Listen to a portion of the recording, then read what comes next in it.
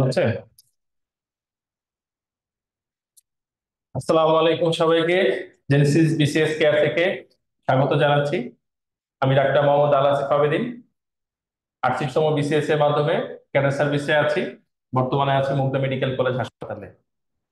আর আজকের এই 47তম BCS cadre choice এবং দিক নির্দেশনামূলক প্রোগ্রামে আমাদের সাথে উপস্থিত আছেন। আসসালামু আলাইকুম। আমি মোহাম্মদ সালমান ফার্সি। আমি 43তম বিসিএস এ প্রশাসন ক্যাডারে সুপারিশপ্রাপ্ত আর 41তম বিসিএস এ পরিবার পরিকল্পনা ক্যাডারে কর্মরত আছি। তো আজকে থেকে আমাদের ফর্ম ফিল আপ শুরু হয়েছে। 47তম বিসিএস এর যে ফর্ম ফিল আপ আজকে থেকে অফিসিয়ালি আজকে থেকে শুরু হলো। তো আমরা যারা ফর্ম ফিল আপ করবো, মানে যারা 47-এর জন্য ক্যান্ডিডেট, তারা অবশ্যই ফর্ম ফিল আপের ব্যাপারে খুব কেয়ারফুল থাকবো, কারণ এই ফর্ম ফিল আপটা হচ্ছে আপনি পরবর্তীতে 47তম বিসিএস দেখেন শেষ হইতে হইতে 2 থেকে 3 বছর সময় লেগে যাবে। তো যদি কোনো কারণে ফর্ম ফিল আপে ভুল হয়, তাহলে কিন্তু পিএসসি কিন্তু এবার কারেকশনের কোনো সুযোগ রাখে নাই। আর এটা ভুল হলে হচ্ছে অনেক দখল পোহাইতে হয় যদি কোনো ভুল হয়ে যায়, নামের বানান বা ক্যাডার চয়েস। আর ক্যাডার চয়েস যদি আপনি কোনো কারণে আপনার মানে বুঝে শুনে না দেন, তাহলে কিন্তু ক্যাডার চয়েস কিন্তু চেঞ্জ করার সুযোগ নাই। হয়তো আপনি আপনার নামের বানান বা জন্ম তারিখ বা ওগুলা চেঞ্জ করতে পারবেন, কিন্তু যখন ক্যাডার চয়েস একবার দিয়ে দিবেন, তখন তারপরে কিন্তু আর চেঞ্জ করার সুযোগ নেই। এই জন্য অবশ্যই বুঝে শুনে মানে কাজের ধরন দেখে যে আমি কোনটাতে আমি প্রেফারেবল, মানে সবার জন্য কিন্তু সব ক্যাডার সুইটেবল না। এখন আপনি কোন ধরনের কাজের নেচারের সাথে অভ্যস্ত, কোনগুলো আপনার পছন্দ, ওগুলা বুঝে শুনে হচ্ছে ক্যাডার চয়েস আমরা দিব আর কি। তো ঠিক ভাই আপনি আসলে শুরু করেন। আজকে আজকে আপনারা জানেন এই ডিসেম্বরের 29 তারিখ, আজকে সকাল 10টা থেকে অফিসিয়ালি পিএসসির যে সার্কুলার সেই অনুযায়ী আজকে বিসিএস এর আবেদন শুরু হয়েছে। আমরা বলতে পারি আমাদের 47তম বিসিএস এর কার্যক্রম কিন্তু এই আজকে থেকেই আপনাদের জন্য শুরু।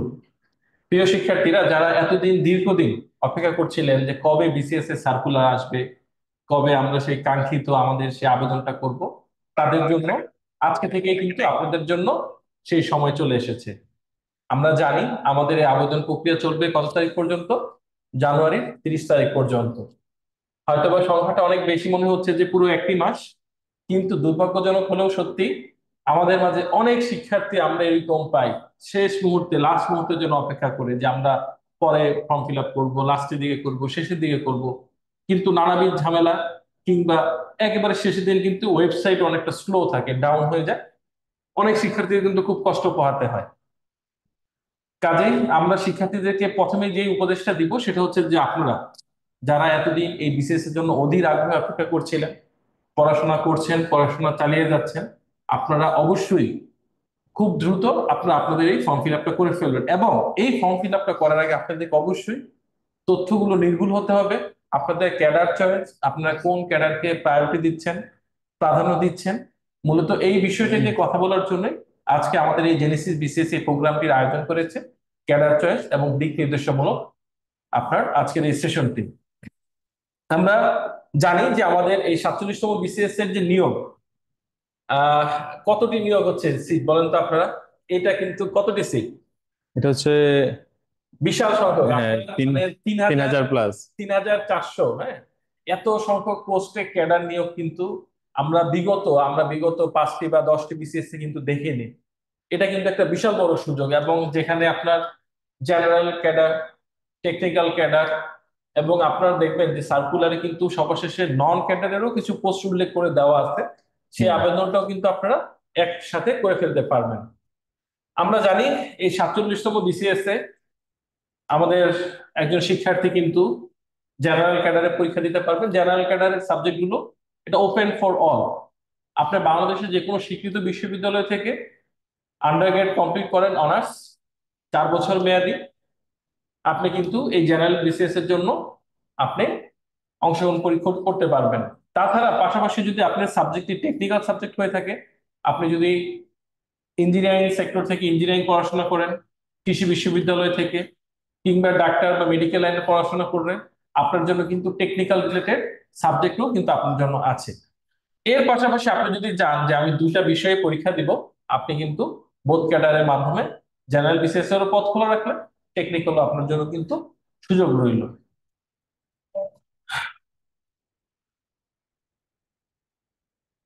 আপনার ক্যাডারে আমরা ইতিমধ্যে যে বিষয়টা আলোচনা করলাম যে আপনার ক্যাডারে কিন্তু আপনি জেনারেল ক্যাডার, এর পাশাপাশি টেকনিক্যাল ক্যাডার এবং এর পাশাপাশি বোথ ক্যাডার। আপনি কিন্তু এই তিনটি ক্রাইটেরিয়ার মাধ্যমে পরীক্ষা দিতে পারবেন। তবে পরীক্ষার ফর্ম ফিল আপ করতে আপনি যখন ওয়েবসাইটে ঢুকবেন, bpsc.teletalk.com.gov.bd, এই ওয়েবসাইটে ঢোকার পর কিন্তু আপনার অপশন আসবে তিনটা। আপনি কি পিওরলি জেনারেল ক্যাডার পরীক্ষা দিতে চাচ্ছেন, পিওরলি টেকনিক্যাল ক্যাডার পরীক্ষা দিতে চাচ্ছেন, অথবা বোথ ক্যাডার পরীক্ষা দিতে চাচ্ছেন। আপনাদের সেই অপশনে ক্লিক করার পরে কিন্তু আপনাদের টোটাল বৃত্তান্তটি চলে আসবে। এবং সাধারণ লিখিত, আপনি যদি সাধারণ বিসিএস এ লিখিত পরীক্ষা, আপনি প্রিলিমিনারি পরীক্ষা 200 মার্কসের, আমরা সবাই জানি প্রিলিমিনারি 200 মার্কসের পরে লিখিত পরীক্ষা, আপনি যদি জেনারেল পরীক্ষা দিয়ে থাকেন, সেখানে কিন্তু আপনাকে লিখিত দিতে হবে কততে, 900 মার্কসে। আপনি যদি শুধুমাত্র একজন স্টুডেন্ট, একটা শিক্ষার্থী যদি শুধুমাত্র প্রফেশনাল ক্যাডার, টেকনিক্যাল ক্যাডার, বা তিনি যদি কোনো শিক্ষা ক্যাডারের যে কোনো বিষয়ে আপনি পরীক্ষা দিতে চান, আপনি কিন্তু লিখিত পরীক্ষা দিতে হবে কত মার্কে, 900 মার্কসে। গত বিসিএস থেকে একটি পরিবর্তন এসেছে। আপনি যদি বোথ ক্যাডার পরীক্ষা দিতে চান, অর্থাৎ আপনি জেনারেল বিসিএস পরীক্ষা দিবেন, টেকনিক্যাল বিসিএস পরীক্ষা দিবেন, আপনার লিখিত পরীক্ষা হবে কিন্তু কত মার্কসে, 1200 মার্কসে। এই বিষয়টা আমাদের শিক্ষার্থীদের জানা উচিত। অনেকেই কি আর কি আমাদের এই শিক্ষার্থীরা বোথ ক্যাডারের পরীক্ষা দিচ্ছে, পরবর্তীতে দেখলো কি ব্যাপার, আমাকে জেনারেলের প্রস্তুতিও নিতে হচ্ছে, টেকনিক্যালের প্রস্তুতিও নিতে হচ্ছে। এটা আসলে অনেক শিক্ষার্থীর জন্য একটা হেসেল হয়ে যায়। সে চায় যে না, আমি টেকনিক্যালেই থাকবো। আবার অনেক শিক্ষার্থী টেকনিক্যাল পরীক্ষা দিতে চায়, শেষে মনে করে যে ইস, আমি তো আমার পরীক্ষা প্রস্তুতি খুবই ভালো, আমি হয়তো একটু বিশেষ পুলিশ, বিসিএস অ্যাডমিন বা বিসিএস ট্যাক্স কাস্টমস ফরেন নিতাম, পরীক্ষা দিতে পারতাম। কাজে আমি মনে করবো আমাদের শিক্ষার্থীরা আমাদের এই ক্লাসটি, সেমিনারটি শোনার পরে আপনারা আপনাদের মূল্যবান সিদ্ধান্ত নেবেন যে আপনি আপনাকে কোন পজিশনে দেখতে চাচ্ছেন।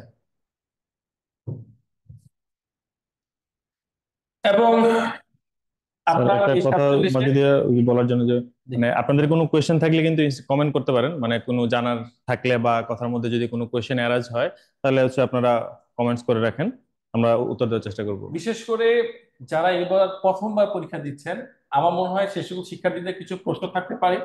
হুম। আপনাদের যে কোনো প্রশ্ন আপনারা আমাদের এই লাইভে পেজে আপনারা প্রশ্ন করুন, আমরা উত্তর দিব। তার পাশাপাশি আমাদের কিছু স্লাইড আছে, এই স্লাইডগুলো আমরা দেখাবো, যাতে করে একটা শিক্ষার্থীর জন্য সুবিধা হয় এই বিসিএস এর আবেদন প্রক্রিয়াটাকে আরো সুন্দর মতো, আরো স্মুথলি করার জন্য।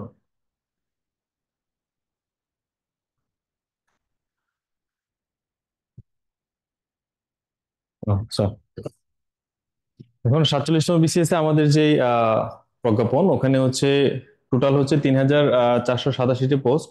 এর মধ্যে সাধারণ হচ্ছে 627, আর প্রফেশনাল আর শিক্ষা এডুকেশন মিলে হচ্ছে 2860টা হচ্ছে পোস্ট।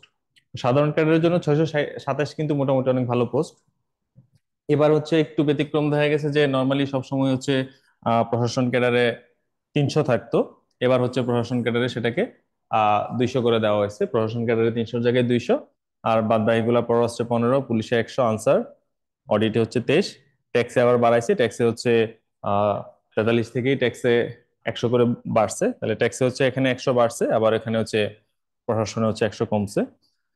কাস্টমসে আবার অনেকগুলা পোস্ট আসছে এবার, 104, হিউজ পোস্ট। মানে কাস্টমসে নর্মালি 104 এতগুলা পোস্ট থাকে না, কাস্টমে ওরকম 20-25 জনই নেয় নর্মালি, কিন্তু এবার অনেক বেশি পোস্ট কাস্টমসে। তারপরে রেলওয়ে পরিবহনও 4টা, এতে সবসময় কমই থাকে, সমবায় 4, ইনফরমেশনে 43টা, ডাকে হচ্ছে 13টা, পরিবার পরিকল্পনায় 62টা, খাদ্যে 1টা।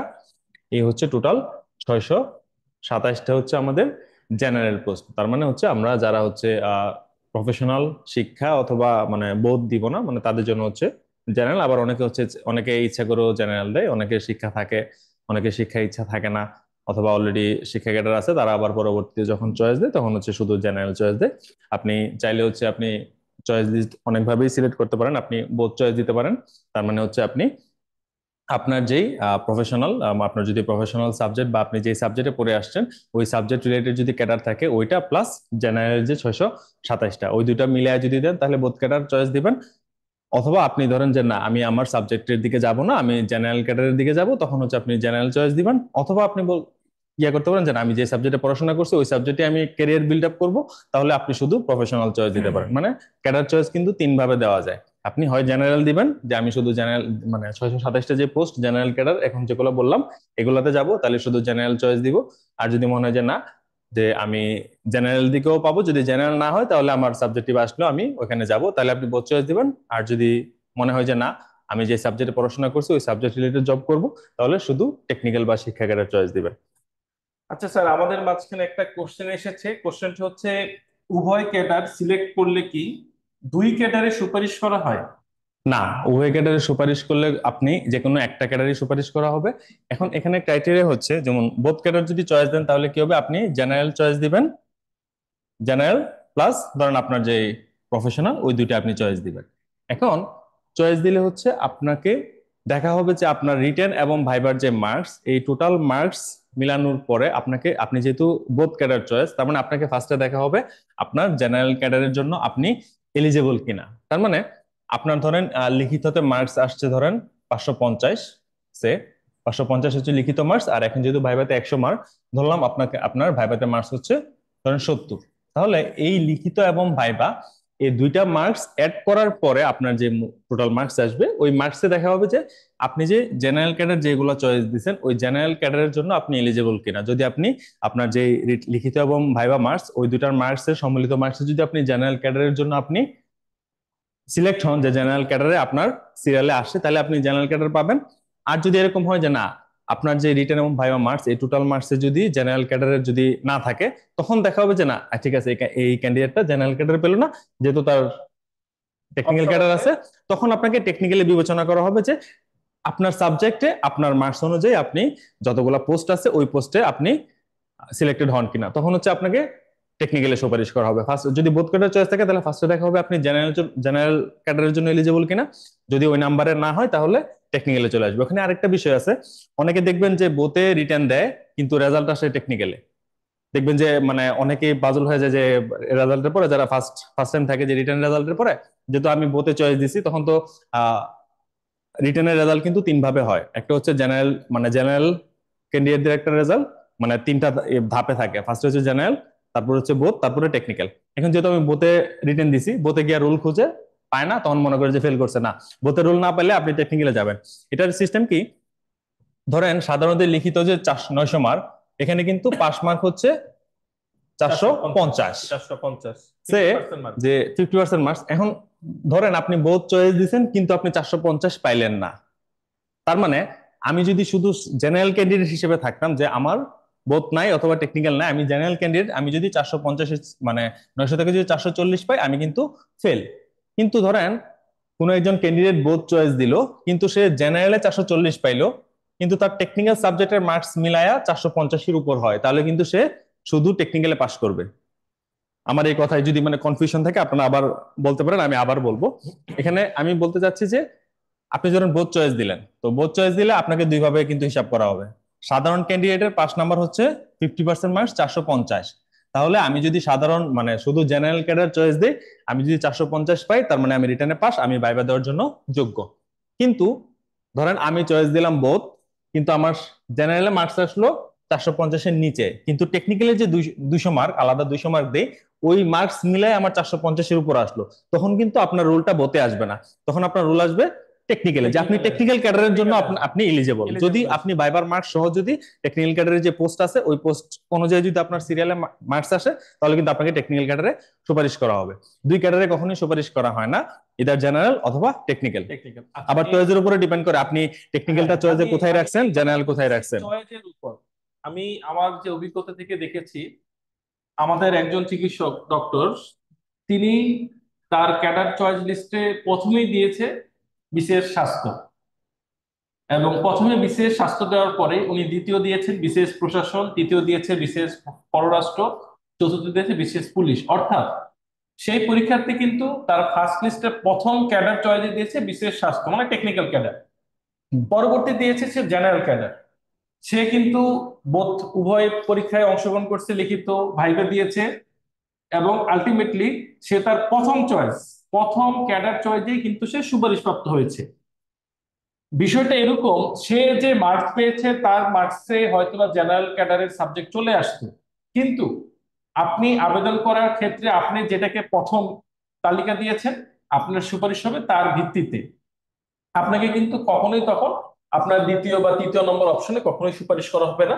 দেখবে যে আপনার মার্কস আপনার এটা আপনার প্রথম ক্যাডারের সাথে মিল করে। এখন আমরা বলি যে আমাদের যে সকল টেকনিক্যাল ক্যাডারের যে ভাইরা আছে আপুরা আছে, আপনারা যখন দিবেন, আপনি যদি আপনার টেকনিক্যাল ক্যাডারটাকে আপনি যদি প্রথমে রাখতে চান, আপনি শুরুতে দেন, সেক্ষেত্রে আপনি শুধুমাত্র টেকনিক্যাল ক্যাডারের পরীক্ষা দেন, বোথ ক্যাডারের ঝামেলাতে যাওয়ারই দরকার নেই। আপনি যদি চান যে না, আমি বিসিএস জেনারেলের মাধ্যমে জেনারেল ক্যাডারের যে সাবজেক্ট গুলো আছে, বিসিএস প্রশাসন, পুলিশ, ট্যাক্স, কাস্টমস, আমরা দেখলাম যে আমাদের ট্যাক্স কাস্টমস এবার বিশাল সংখ্যক একটা সিট আছে। অনেকে বিসিএস অডিট এন্ড অ্যাকাউন্টস এর প্রতি তাদের একটা আগ্রহ থাকে, বিসিএস রেলওয়ে, খাদ্য। আপনি যদি জেনারেল দিতে চান, আপনি জেনারেল দেন। পাশাপাশি এজ এ বোনাস হিসেবে আপনার কিন্তু টেকনিক্যাল সাবজেক্ট আছেই, সেটা আপনি দিবেন সবার শেষে বা পরবর্তীতে, সেটা আপনি নিজের ইচ্ছা বা পছন্দ অনুযায়ী আপনি আপনার পরিবারের সাথে আলোচনা করবেন, আপনি আপনার নিজের সাথে আলোচনা করবেন যে আসলে কোনটা আমি দেখতে চাই বা কোনটা আমার জন্য সুবিধাজনক হবে, সেই অনুযায়ী কিন্তু আপনি আবেদন করবেন। বিসিএস এ কখনোই একটা শিক্ষার্থীকে, একটা পরীক্ষার্থীকে একসাথে দুইটা পদে কিন্তু কখনোই সুপারিশ করা হয় না, একটি ক্যাডারে হবে।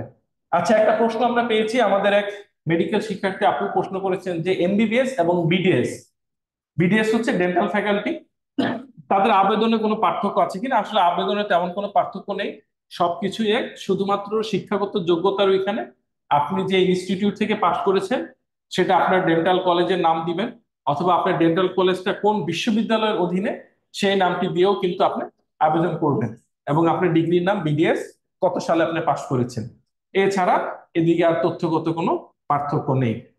আমি আশা করতেছি আমাদের শিক্ষার্থীরা, আপনাদের যে কোনো কোশ্চেন থাকলে কিন্তু আপনারা কোশ্চেনটা লিখুন, আপনাদের কোশ্চেনে আমরা উত্তর দিব, আমরা আছি আপনাদের সাথে। শুধু তাই না, আমরা বলবো যে আপনি প্রয়োজনে একদিন বা কিংবা 2 দিন সময় নেবেন, এই বিষয়গুলা কিন্তু আপনি ক্লিয়ার করেই পরীক্ষা আবেদন করবেন।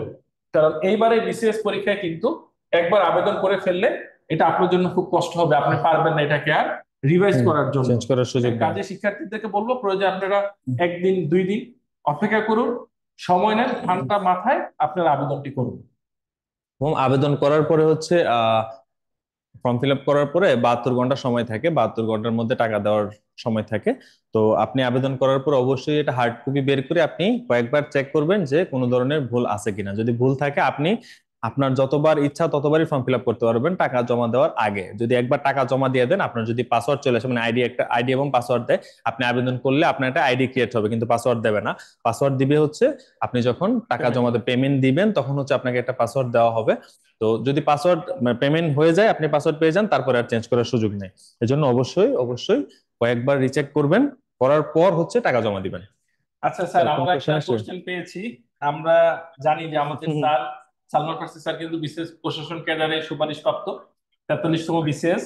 তো স্যারের মাশাআল্লাহ উচ্চতা অনেক, স্যারের সমস্যা নেই।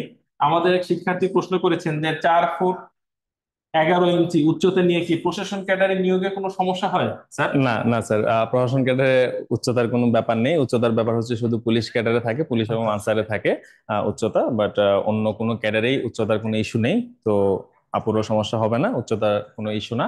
আপনি রিটেন এবং আমাদের ভাইবা ভালো মধ্যে করেন। পুলিশ এবং আনসার, হ্যাঁ, পুলিশ এবং এই আনসারে দুইটা হচ্ছে উচ্চতার পরীক্ষায় একটা বিষয় থাকে। এই দুইটা ক্যাটাগরি হচ্ছে উচ্চতার একটা থাকে, ন্যূনতম একটা উচ্চতা, হ্যাঁ, ওটা শারীরিক গঠন, সার্কুলারে বলে দেওয়া আছে। শারীরিক উচ্চতা, ওজন, এই হাইটটা থাকে এই সাউন্ড। আচ্ছা, এছাড়া কিন্তু আপনার কোনো ইয়া থাকে না, আপনার অন্য কোনো ক্যাডারের জন্য উচ্চতা, উচ্চতার কোনো হাইট ইস্যু না। বা বডি ওয়েট, যারা আমাদের মধ্যে হেভি ওয়েট আছেন তাদের কোনো সমস্যা নেই। আচ্ছা, এখন আসি ক্যাডার চয়েসে আসি, যে আমরা সবারই একটা ইয়া থাকে যে আমরা ক্যাডার চয়েস কি দিব, কোনটা ফার্স্টে রাখবো। এটা ম্যাক্সিমাম আমরা যারা বোথ চয়েস দেই অথবা যারা জেনারেল ক্যাডার চয়েস দেই তাদের ক্ষেত্রে। আর যারা অনেকের থাকে যে না, আমি শুধু টেকনিক্যাল ক্যাডারই, আমি যেহেতু যে সাবজেক্টে পড়ছি ওই সাবজেক্টেই ক্যাডার হবো, তো ওই ক্ষেত্রে শুধু টেকনিক্যাল ক্যাডার অনেকেই চয়েস দেয়। বাট শুধু টেকনিক্যাল ক্যাডার চয়েস দেওয়াটা ওয়াইজ ডিসিশন না আমার কাছে মনে হয়। কারণ আমার যেহেতু সুযোগ আছে, আমাকে একই প্যাটার্নে পরীক্ষা দিতে হচ্ছে, আমাকে সেম পরিশ্রম করতে হচ্ছে, তো হোয়াই নট আমি জেনারেল ক্যাডার দিয়ে তারপরে আমার টেকনিক্যাল দিলাম। আমার টেকনিক্যাল আমি এমনি পাবো, আমার যদি নাম্বার থাকে আপনি টেকনিক্যাল ক্যাডারে আপনি এমনিতেই সুপারিশ প্রাপ্ত হবেন। সো জেনারেল ক্যাডার সহ বোথ চয়েস দেওয়াটাই হচ্ছে বুদ্ধিমানের কাজ। এখন আমরা জেনারেল ক্যাডার কিভাবে দিব, আমি হচ্ছে জেনারেল ক্যাডার নিয়ে আলোচনা করতেছি, যে জেনারেল ক্যাডার যেগুলো আছে ওগুলার চয়েস লিস্ট আমরা কিভাবে রাখবো, না চয়েস লিস্টে কোনটা আগে রাখবো কোনটা পরে রাখবো। এখন এগুলাতে কিন্তু ব্যক্তিগত চয়েস থাকে, পার্সোনাল চয়েসের উপর অনেকটা ডিপেন্ড করে। এটা কিন্তু এরকম না যে এই ক্যাডার ভালো বেশি এই জন্য আমি ফার্স্টে রাখলাম ওইকে, না, এটা হচ্ছে মানে জব নেচারের সাথে আমার আমার সাথে কোনটা যায়, মানে যে ক্যাডার আছে ওই জব নেচারের সাথে আমি কোনটা প্রেফার করি, আমার সাবজেক্টিভ মিলতে পারে অথবা আমার পছন্দ অপছন্দ যেটার সাথে যায়। অনেকে পুলিশ ফার্স্ট চয়েস রাখে, অনেকে ইউনিফর্মের প্রতি একটা আকর্ষণ কাজ করে সেজন্য অনেকে পুলিশ ফার্স্ট চয়েস রাখে, অনেকে বাইরে ঘুরতে ভাল লাগে, মানে বাইরে বাইরে থাকতে ভাল লাগে বাইরের দেশে, সে ফরেন ফার্স্ট চয়েস রাখে। আবার অনেকে হচ্ছে চাকরির চ্যালেঞ্জ নিতে পছন্দ করে, তখন আপনি প্রফেশন ফার্স্টে রাখেন। তো ওই হিসাব করে আমরা হচ্ছে জেনারেল ক্যাডার গুলোকে দুইটা ক্যাটাগরিতে ভাগ করছি, একটা হচ্ছে ক্যাটাগরি এ, একটা হচ্ছে ক্যাটাগরি বি। এখন দুইটা ক্যাটাগরিতে ভাগ করার একটা কারণ আছে। দুইটা ক্যাটাগরিতে ভাগ করার কারণ হচ্ছে ক্যাটাগরি এ হচ্ছে বিশেষ পররাষ্ট্র, বিশেষ প্রশাসন, বিশেষ পুলিশ, বিশেষ শুল্ক আবগারি মানে যেটাকে আমরা কাস্টমস বলি, আরটা হচ্ছে বিশেষ নিরীক্ষা ও হিসাব মানে বিশেষ অডিট, আরটা হচ্ছে বিশেষ ট্যাক্সেশন যেটা কর। এই ছয়টাকে ক্যাটাগরি এ তে রাখার একটাই কারণ, কারণ এই ছয়টা ক্যাডারে আপনি গ্রেড ওয়ানে যাইতে পারবেন। হুম, এখান থেকে হচ্ছে আপনি এই ছয়টা ক্যাডার থেকে আপনার গ্রেড ওয়ানে যাওয়ার সুযোগ আছে। আর ক্যাটাগরি বি তে যেগুলো আছে রেলওয়ে, পরিবহন ও বাণিজ্যিক, আনসার ক্যাডার, তারপর ইনফরমেশন ক্যাডার, খাদ্য ক্যাডার, ডাক সমবায়, বিশেষ পরিবার পরিকল্পনা, আর একটা হচ্ছে তথ্য ক্যাডার যেটা ওখানে উপরেও আছে, মানে দুই ক্যাটাগরি, এর জন্য দুইটা আলাদা করা হয়েছে। এই ক্যাটাগরি বি গুলা যেগুলা ওখানে হচ্ছে সর্বোচ্চ হচ্ছে গ্রেড আপনি 2, 3, 4, হ্যাঁ এই গ্রেড গুলোতে হচ্ছে হাইয়েস্ট যাওয়া যায়, মানে গ্রেড ওয়ানে যাওয়া যায় না। ক্যাটাগরি বি যে ক্যাডার গুলো রাখা হয়েছে ওখানে, এটা কিন্তু এরকম না যে এটা মানে ফার্স্ট ক্যাটাগরি, ক্যাটাগরি বি এটার মানে ক্যাটাগরি করা হয়েছে ওটার উপর ডিপেন্ড করে যে আপনি সর্বোচ্চ কোন গ্রেডে যেতে পারবেন এটার উপর ভিত্তি করে। তো ক্যাটাগরি এর যেগুলো রাখা হয়েছে ওগুলোতে হচ্ছে আপনি গ্রেড ওয়ানে যেতে পারবেন, আর ক্যাটাগরি বি গুলোতে হচ্ছে সর্বোচ্চ 3, 4 অথবা 2। গ্রেডের বিষয়টা একটু আমরা একটু ইয়া করি। বিষয়টা গ্রেড হচ্ছে আমরা জানি জাতীয় বেতন স্কেল 2015 সালের যে বেতন স্কেলে সাধারণত সরকারি কর্মকর্তা কর্মচারীদের বেতন দেওয়া হয়, সে বেতন স্কেলের নবম গ্রেড থেকে অফিসার বা প্রথম শ্রেণী কর্মকর্তা পদমর্যাদা দেওয়া হয়। সেই নবম গ্রেড থেকে পর্যায়ক্রমে অষ্টম সপ্তম ষষ্ঠ হয়ে পর্যায়ক্রমে বেতন স্কেল বাড়ে এবং সেই অনুযায়ী তার পদেরও পদোন্নতি পাওয়া যায়। আমাদের ক্যাটাগরি এতে বিশেষ পররাষ্ট্র, প্রশাসন, পুলিশ, নিরীক্ষা, হিসাব, কাস্টমস, ট্যাক্স, এই ছয়টা ক্যাটাগরি আপনি সর্বোচ্চ ধাপ, আপনার ওই পর্যায়ের যে সর্বোচ্চ ধাপ, আপনি যদি এই বিসিএস প্রশাসনে আপনি যেমন সর্বোচ্চ সচিব, গ্রেড ওয়ানের যে সচিব পোস্ট আছে এই সচিব পদে যেতে পারবে। এই সুযোগগুলা ক্যাটাগরি ওয়ানে থাকে। আর ক্যাটাগরি বিতে সাধারণত দেখা গেছে যে তার হাইস্ট প্রমোশনটা গ্রেড 2 পর্যন্ত হয়ে থাকে, তবে গ্রেড 1, 2, 3 প্রত্যেকটাই অত্যন্ত আকর্ষণীয় এবং অনেক উঁচু পদের আর কি। তবে এই ক্ষেত্রে ক্যাডার চয়েস আমার কাছে মনে হয় আপনি আসলে কি ধরনের চাকরির সাথে আপনি নিজেকে মেনে নিতে পারবেন, মানানসই। আপনি বিসিএস যারা পুলিশ ক্যাডারে আছে তাদের প্রচুর শারীরিক ট্রেনিং থাকে। আপনার 6 মাসের ফাউন্ডেশন ট্রেনিং এর পাশাপাশি কিন্তু 1 বছর মেয়াদী বিসিএস পুলিশ সারদার একাডেমি ট্রেনিং থাকে। সারদাতে একটা ট্রেনিং থাকে। এবং তাদের চাকরির বিভিন্ন পর্যায়ে কিন্তু বিভিন্ন ধরনের ট্রেনিং থাকে। এবং এটা কিন্তু একটা 24 আওয়ার্স ডিউটি। আপনি রাস্তায় থাকবেন, পথে থাকবেন, এই যে দেশের বিভিন্ন ক্রান্তিকালের সময় কিন্তু আইন শৃঙ্খলা রক্ষা করা, এই চ্যালেঞ্জটা কিন্তু আপনাকে নিতে হবে। কাজেই আপনারা যারা মনে করতেছেন যে হ্যাঁ আমি এই আমার এই সাবজেক্টের সাথে আমি নিজেকে যাচ্ছে বা এই সাবজেক্টের সাথে আমি নিজেকে মানিয়ে নিতে পারবো, সেই অনুযায়ী কিন্তু আপনারা আপনাদের এই টপিকটাকে ওইভাবে সাজিয়ে তুলবেন। আমাদের মধ্যে অনেক টেকনিক্যাল ক্যাডারে কিছু ভাই থাকে, আপু থাকে যে যে আমরা না, আমরা ইঞ্জিনিয়ারিং সেক্টরে পড়াশোনা করেছি, আমরা BCS technical roads and highway, PWD, হ্যাঁ এই পোস্টগুলোতে আমরা থাকবো। সেটাও তাদের জন্য খুব ভালো। আমাদের মেডিকেলের অনেক ভাই আপুকে দেখি যে না, এজ এ ডক্টর হিসেবে আমি যেহেতু লেখাপড়া করেছি, আমি মেডিকেল সেক্টরে থাকবো, আমি এই লাইনেই আমার ক্যারিয়ার করবো, উচ্চ শিক্ষা নিব, তাদেরকে দেখেছি শুধুমাত্র টেকনিক্যালি কিন্তু ওইভাবে পরীক্ষা দেওয়ার জন্য। আপনাদের জন্য একটা মানে বিশাল একটা সুযোগ বলবো 47তম বিসিএস এই জন্য, আপনারা কিন্তু জানেন যে বিশেষ স্বাস্থ্য ক্যাডার কিন্তু 1331, 1331টি পোস্ট আছে। ডেন্টাল সার্জন যারা আছে বিডিএস তাদের জন্য 30টি, এবং এর পাশাপাশি বিসিএস পরিবার পরিকল্পনা যেটা হচ্ছে ফ্যামিলি প্ল্যানিং টেকনিক্যাল, এখানেও কিন্তু আপনাদের জন্য 134টি, হ্যাঁ 138টি পোস্ট আছে টোটাল। চিকিৎসকদের জন্য কিন্তু 1499টি, একটা বিশাল পোস্টের একটা সম্ভাবনা আছে। আচ্ছা, তাহলে যেটা বলতেছিলাম যে ক্যাটাগরি এ, তো আমরা যখন জেনারেল ক্যাডার চয়েস রাখবো তখন ক্যাটাগরির এ তে যে 6টা ক্যাডার আছে ওগুলো হচ্ছে আগে রাখবো, তারপরে হচ্ছে ওগুলা শুরু করব। এখন আসি ক্যাটাগরি এ তে আমরা কোনটা আগে রাখবো কোনটা পরে রাখবো, এটা কিভাবে সিলেক্ট করবো, যে ক্যাটাগরি এ তে যেগুলো রাখা হয়েছে ওগুলো আমরা কিভাবে দিব।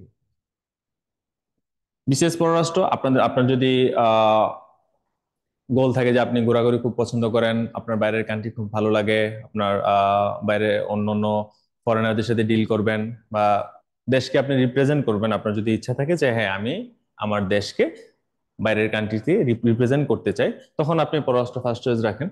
যে আপনার যদি ওই গোল থাকে যে আপনি আপনার দেশকে বাইরে রিপ্রেজেন্ট করতে চান, তাহলে আপনি পররাষ্ট্র ফার্স্ট চয়েস রাখবেন। আর যদি আপনি মনে করেন যে না আমি আহ, দেশের উন্নয়নে দেশের অভ্যন্তরে থেকেই দেশের উন্নতি করব, কেন আপনি প্রশাসন ফার্স্ট চয়েস রাখেন। হ্যাঁ, মানে এটা হচ্ছে ডিপেন্ড করে আপনার চয়েস, আপনি কি চান। হ্যাঁ, আপনি যদি বাইরে দেশে আপনি দেশকে রিপ্রেজেন্ট করতে চান, আপনি পররাষ্ট্র ফার্স্ট চয়েস রাখেন। অথবা আপনার ব্যক্তিগতভাবে আপনার ঘোরাঘুরি পছন্দ হইতে পারে, যে আপনি ঘুরতে খুব পছন্দ করেন, বাইরে ট্যুর দিবেন, আপনি ফরেন ফার্স্ট চয়েস রাখেন। আর যদি মনে করেন যে না আমি দেশের মধ্যে থাকবো, দেশের মধ্যে থেকেই দেশের জনগণের সাথে আমি কাজ করব, জনগণের সাথে মিশে আমি আমার দেশের উন্নয়নে আমি কাজ করব, তখন আপনি প্রশাসন ফার্স্ট চয়েস রাখেন। আর আরেকটা বিষয় হচ্ছে যে অনেকেরই পুলিশ, যে আপনার ইউনিফর্মের প্রতি অনেকের একটা আকর্ষণ থাকে, যে আমি ইউনিফর্ম জব করব। হ্যাঁ, মানে আমি ডিফেন্স, মানে একটা বাহিনীতে অনেকের থাকে না, সেনাবাহিনী, বিমান বাহিনী, নৌবাহিনী, ওরকম আমি একটা ফোর্সে আমি জব করব, তখন আপনি পুলিশ ফার্স্ট চয়েস রাখেন। তো এই তিনটার মধ্যে এটা হচ্ছে যার যার পার্সোনাল চয়েস, যে প্রশাসন, পররাষ্ট্র এবং পুলিশ, এই তিনটার মধ্যে আপনি কোনটা ফার্স্ট চয়েস রাখবেন। তারপরে হচ্ছে আপনি ওই অনুযায়ী আপনার পছন্দ ক্রম অনুযায়ী আপনি সিরিয়ালে তিনটা রাখেন। তবে এখানে একটা কথা হয়েছে যে যদি আপনি পররাষ্ট্র দিতে চান চয়েসে, তাহলে এটা মানে বুদ্ধিমানের কাজ হচ্ছে পররাষ্ট্র সবসময় ফার্স্টে রাখা। আপনি যদি পররাষ্ট্র চয়েস দেন তাহলে অবশ্যই ফার্স্টে রাখার চেষ্টা করবেন।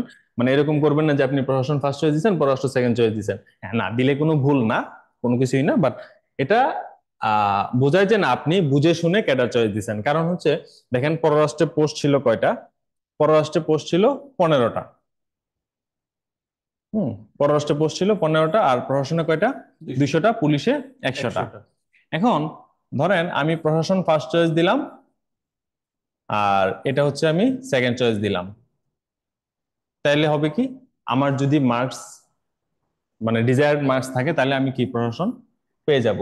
আমাকে আমার কিন্তু কখনোই আর পররাষ্ট্রে আসবে না। আর পররাষ্ট্রে পোস্ট যেহেতু 15টা, খুব কম, তার মানে এটা পাওয়ার জন্য অবশ্যই আমাকে এটা কোথায় দিতে হবে, ফার্স্ট চয়েসে দিতে হবে। কারণ পোস্ট যেহেতু কম, এটা তো শেষ হয়ে যাবে তাড়াতাড়ি, দ্রুত তাড়াতাড়ি যেহেতু 15টা পোস্ট, তো আমাকে ফার্স্ট চয়েস যদি আমি না দেই, তাহলে এটা কোনো মানে কখনোই এটা আসা সম্ভব না, আপনি যদি ফার্স্ট চয়েস না দেন। এই জন্য এটা হচ্ছে বুদ্ধিমানের মানে বুদ্ধিমত্তার পরিচয়, যে আপনি জেনে বুঝে ক্যাডার চয়েস দিচ্ছেন।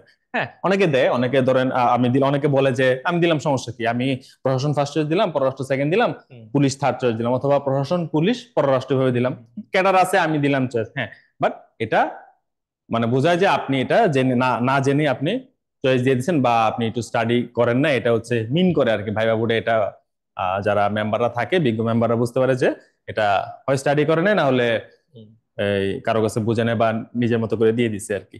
এই জন্য অবশ্যই যদি পররাষ্ট্র চয়েসে রাখেন, অবশ্যই ফার্স্টে রাখবেন। আর যদি না রাখেন তাহলে আর লিস্টে রাখবেন না। ফার্স্টে না রাখলে ধরেন আমি পররাষ্ট্র দিবই না চয়েস, ঠিক আছে, তাহলে আপনি প্রশাসন ফার্স্ট চয়েস দেন, তারপরে পুলিশ দেন, ওভাবে আগান। ফরেন চয়েসে রাখলে ফার্স্টে রাখবেন, আর যদি না রাখেন তাহলে এটা রাখারই দরকার নেই। এ বিষয়ে একটু প্রাসঙ্গিক কথা বলবো। আপনাদের এই ক্যাডার চয়েস লিস্টের উপর কিন্তু আপনাদের বিসিএস ভাইভাতে আপনাদেরকে কিন্তু কোশ্চেন করবে। সাধারণত বিসিএস হুম এর ভাইভাতে হুম, একটা ক্যাডার চয়েস পরীক্ষার্থী অনুযায়ী হচ্ছে যখন ভাইভা দিতে ইয়ে করা যায় হয়। তখন তার এই যে ক্যাডারের যে ক্রম, এই ক্রমানুসারেই কিন্তু তার ভাইভা হয়, এবং ম্যাক্সিমাম ক্ষেত্রে প্রথম, দ্বিতীয়, তৃতীয় পর্যন্ত সাধারণত খুব যায় না। প্রথম এবং দ্বিতীয় ক্যাডার চয়েস নিয়েই কিন্তু শিক্ষার্থীকে অনেক প্রশ্ন করা হয়। আপনি যদি বিসিএস ফরেন অ্যাফেয়ার্স বা পররাষ্ট্র ক্যাডারে যদি প্রথম চয়েস দেন, আপনাকে কিন্তু পররাষ্ট্র নিয়ে, পররাষ্ট্র নীতিকে নিয়ে, বিশ্বের দেশে বিদেশে ভূ রাজনীতি, আমাদের দেশের পররাষ্ট্র নীতি থেকে শুরু করে আপনাকে ইনস এন্ড আউট কিন্তু আপনাকে পাশাপাশি প্রস্তুতি নিতে হবে। আপনি যদি বিশেষ পুলিশ দিয়ে থাকেন, পুলিশিং সিস্টেমের কিভাবে পুলিশ সিস্টেম চলতেছে, বাংলাদেশে পুলিশ সিস্টেমের ইতিহাস কি, ভারতীয় উপমহাদেশে পুলিশি ব্যবস্থা কে চালু, এই যে একটা টোটাল হিস্ট্রি আপনাকে কিন্তু জানতে হবে। অর্থাৎ আপনার যে ফার্স্ট চয়েস, সেই ফার্স্ট চয়েস থেকেই কিন্তু আপনাকে বিসিএস ভাইভাতে প্রশ্ন করবে। এর পাশাপাশি আপনার নিজস্ব যে সাবজেক্ট আছে, আপনি নিজস্ব যেই সাবজেক্ট থেকে আপনি আপনার পড়াশোনা কমপ্লিট করেছেন, আন্ডার গ্রাজুয়েশন কমপ্লিট করেছেন, বিশ্ববিদ্যালয়ে যে সাবজেক্ট, ইতিহাস হতে পারে, বাংলা হতে পারে, ইংরেজি হতে পারে, সেটা আপনার engineering, electrical and electronic engineering হতে পারে, সিভিল ইঞ্জিনিয়ারিং হতে পারে, মেডিকেল হতে পারে, আপনাকে কিন্তু সেখান থেকেও আপনাকে কোশ্চেন করবে। অর্থাৎ আমার এই কথা বলার উদ্দেশ্য হচ্ছে, আপনারা যারা career choice form fill up করবেন, আপনাদের এই পছন্দের তালিকা অনুসারে কিন্তু আপনার সামনের দিনে হুম, ভাইভাতেও কিন্তু আপনাকে কোশ্চেন করা কোশ্চেন করা হবে। হবে, হ্যাঁ। হ্যাঁ, কাজে এই বিষয়টা আপনি কিন্তু মাথায় রাখবেন। আপনি ফার্স্ট চয়েস দিয়ে দিলেন বিসিএস কর বা শুল্ক, কাস্টমস, আপনি কাস্টমসে কোনো স্টাডি করলেন না, ভাইভাতে আপনি কিন্তু শুরুতেই আপনার রেপুটেশন খারাপ হয়ে যাবে। আপনার তখন হুম। ক্যাডার পদ পাওয়াটাই আপনার জন্য একটা চ্যালেঞ্জ হয়ে দাঁড়াবে আর মানে ভাইবা কিরকম হবে ওটা কিন্তু ডিপেন্ড করে আপনার চয়েস লিস্টের উপর। আপনার মোটামুটি ধারণা করা হয়ে থাকে যে প্রথম তিনটা যে চয়েস থাকবে এর মধ্যে হচ্ছে আপনাকে প্রশ্ন করা হবে, যে প্রথম তিনটা অথবা প্রথম পাঁচটা যে চয়েস থাকে ওর উপর ডিপেন্ড করে হচ্ছে আপনার ক্যাডার চয়েস কিরকম, লিস্ট চয়েস লিস্ট কিরকম, ওরকম আপনার ভাইবা হবে। আপনার পররাষ্ট্র ফার্স্ট চয়েস থাকলে আপনার ভাইবা যেরকম হবে, অবশ্যই প্রশাসন ফার্স্ট চয়েস থাকলে ভাইবা সেম হবে না, ডিফারেন্ট হবে। পুলিশ ফার্স্ট চয়েস থাকলে ভাইবা হবে ডিফারেন্ট। আপনার যদি কাস্টমস, অডিট অথবা ট্যাক্স ওগুলো ফার্স্ট চয়েস থাকে, আপনার ভাইবা ডিফারেন্ট হবে। আপনার ক্যাডার চয়েসের উপর হচ্ছে আপনার ভাইবা ডিপেন্ড করে, তো ওগুলো চিন্তা করে কিন্তু ক্যাডার চয়েস দিতে হয়। তাহলে এই প্রথম তিনটা গেল, ওই প্রথম তিনটা আপনার চয়েস লিস্ট অনুযায়ী, আপনার চয়েস অনুযায়ী আপনি দিবেন। তারপরে আসতেছি কাস্টমস, অডিট এবং ট্যাক্স। ট্যাক্স। হ্যাঁ, এই তিনটা হচ্ছে মোটামুটি একই ক্যাটাগরি। হ্যাঁ, অনেকের কাস্টমস ভালো লাগে, অনেকের অডিট ভালো লাগে, অনেকের ট্যাক্স ভালো লাগে। এগুলো হচ্ছে আপনার যদি মনে করেন যে আপনার অর্থনীতি রিলেটেড আপনার পড়াশোনা ভালো লাগে বা অর্থনীতি রিলেটেড কাজ আপনার ভালো লাগে, তাহলে আপনি ফার্স্ট চয়েস, অনেকেই কিন্তু ফার্স্ট চয়েস কাস্টমস, এটার আরেকটা অডিট, ট্যাক্স সুবিধা দেয়। হচ্ছে, আপনার এই কাস্টমস বা ট্যাক্সের যে আপনার চাকরিটা, এটা হচ্ছে ইন অফিস। আপনি অফিসিয়াল অফিসে, জব, আপনি মানে ফুল অফিসে আছেন, ফুল আপনি অফিসিয়াল যে জব। একটা অফিসার বা আপনি যে একটা অফিসারের মতো আপনি যে আচরণ করবেন বা যেই সুবিধাগুলো চাচ্ছেন সরকার থেকে, আপনার একটা রুম থাকবে, সে রুমে আপনি সাইন করবেন। হ্যাঁ, মানুষের সাথে অত বেশি কথাবার্তা বলবো না, আমি অফিসিয়াল জব করব। হুম, আপনার এই tax, customs and audit, audit, হ্যাঁ। এই জবটা যদি হচ্ছে। পাবলিক ডিলিংস, যদি আপনার মনে হয় যে না হ্যাঁ, পাবলিক ডিলিংস আমার ভালো লাগে না, আমি পাবলিক ডিলিংস এক্স্যাক্টলি। পছন্দ করি না, কারণ প্রথম তিনটাতেই কিন্তু আপনার এই পররাষ্ট্র প্রচুর পাবলিক ডিলিংস পরিমাণে বলতে হচ্ছে পাবলিক আপনাকে রিলিজ যে করা লাগে ফরেন আপনার। ডেলিগেটদের সাথে ডিল করতে হবে। পুলিশ প্রশাসন আপনাকে কিন্তু মাঠে ঘাটে, হ্যাঁ, আর পাবলিক ডিল করতে হবে, থাকতে হবে আপনাকে। সারাদিন রাতে 12টা বাজে আগুন লাগছে, আপনি কিন্তু চলে প্রশাসন যেতে হবে। পুলিশ কিন্তু দৌড়ে যাচ্ছে। কিন্তু ট্যাক্স, কাস্টমস, অডিট, তার হচ্ছে অফিসিয়াল জব, 9টা থেকে 5টা, সপ্তাহে 5 দিন।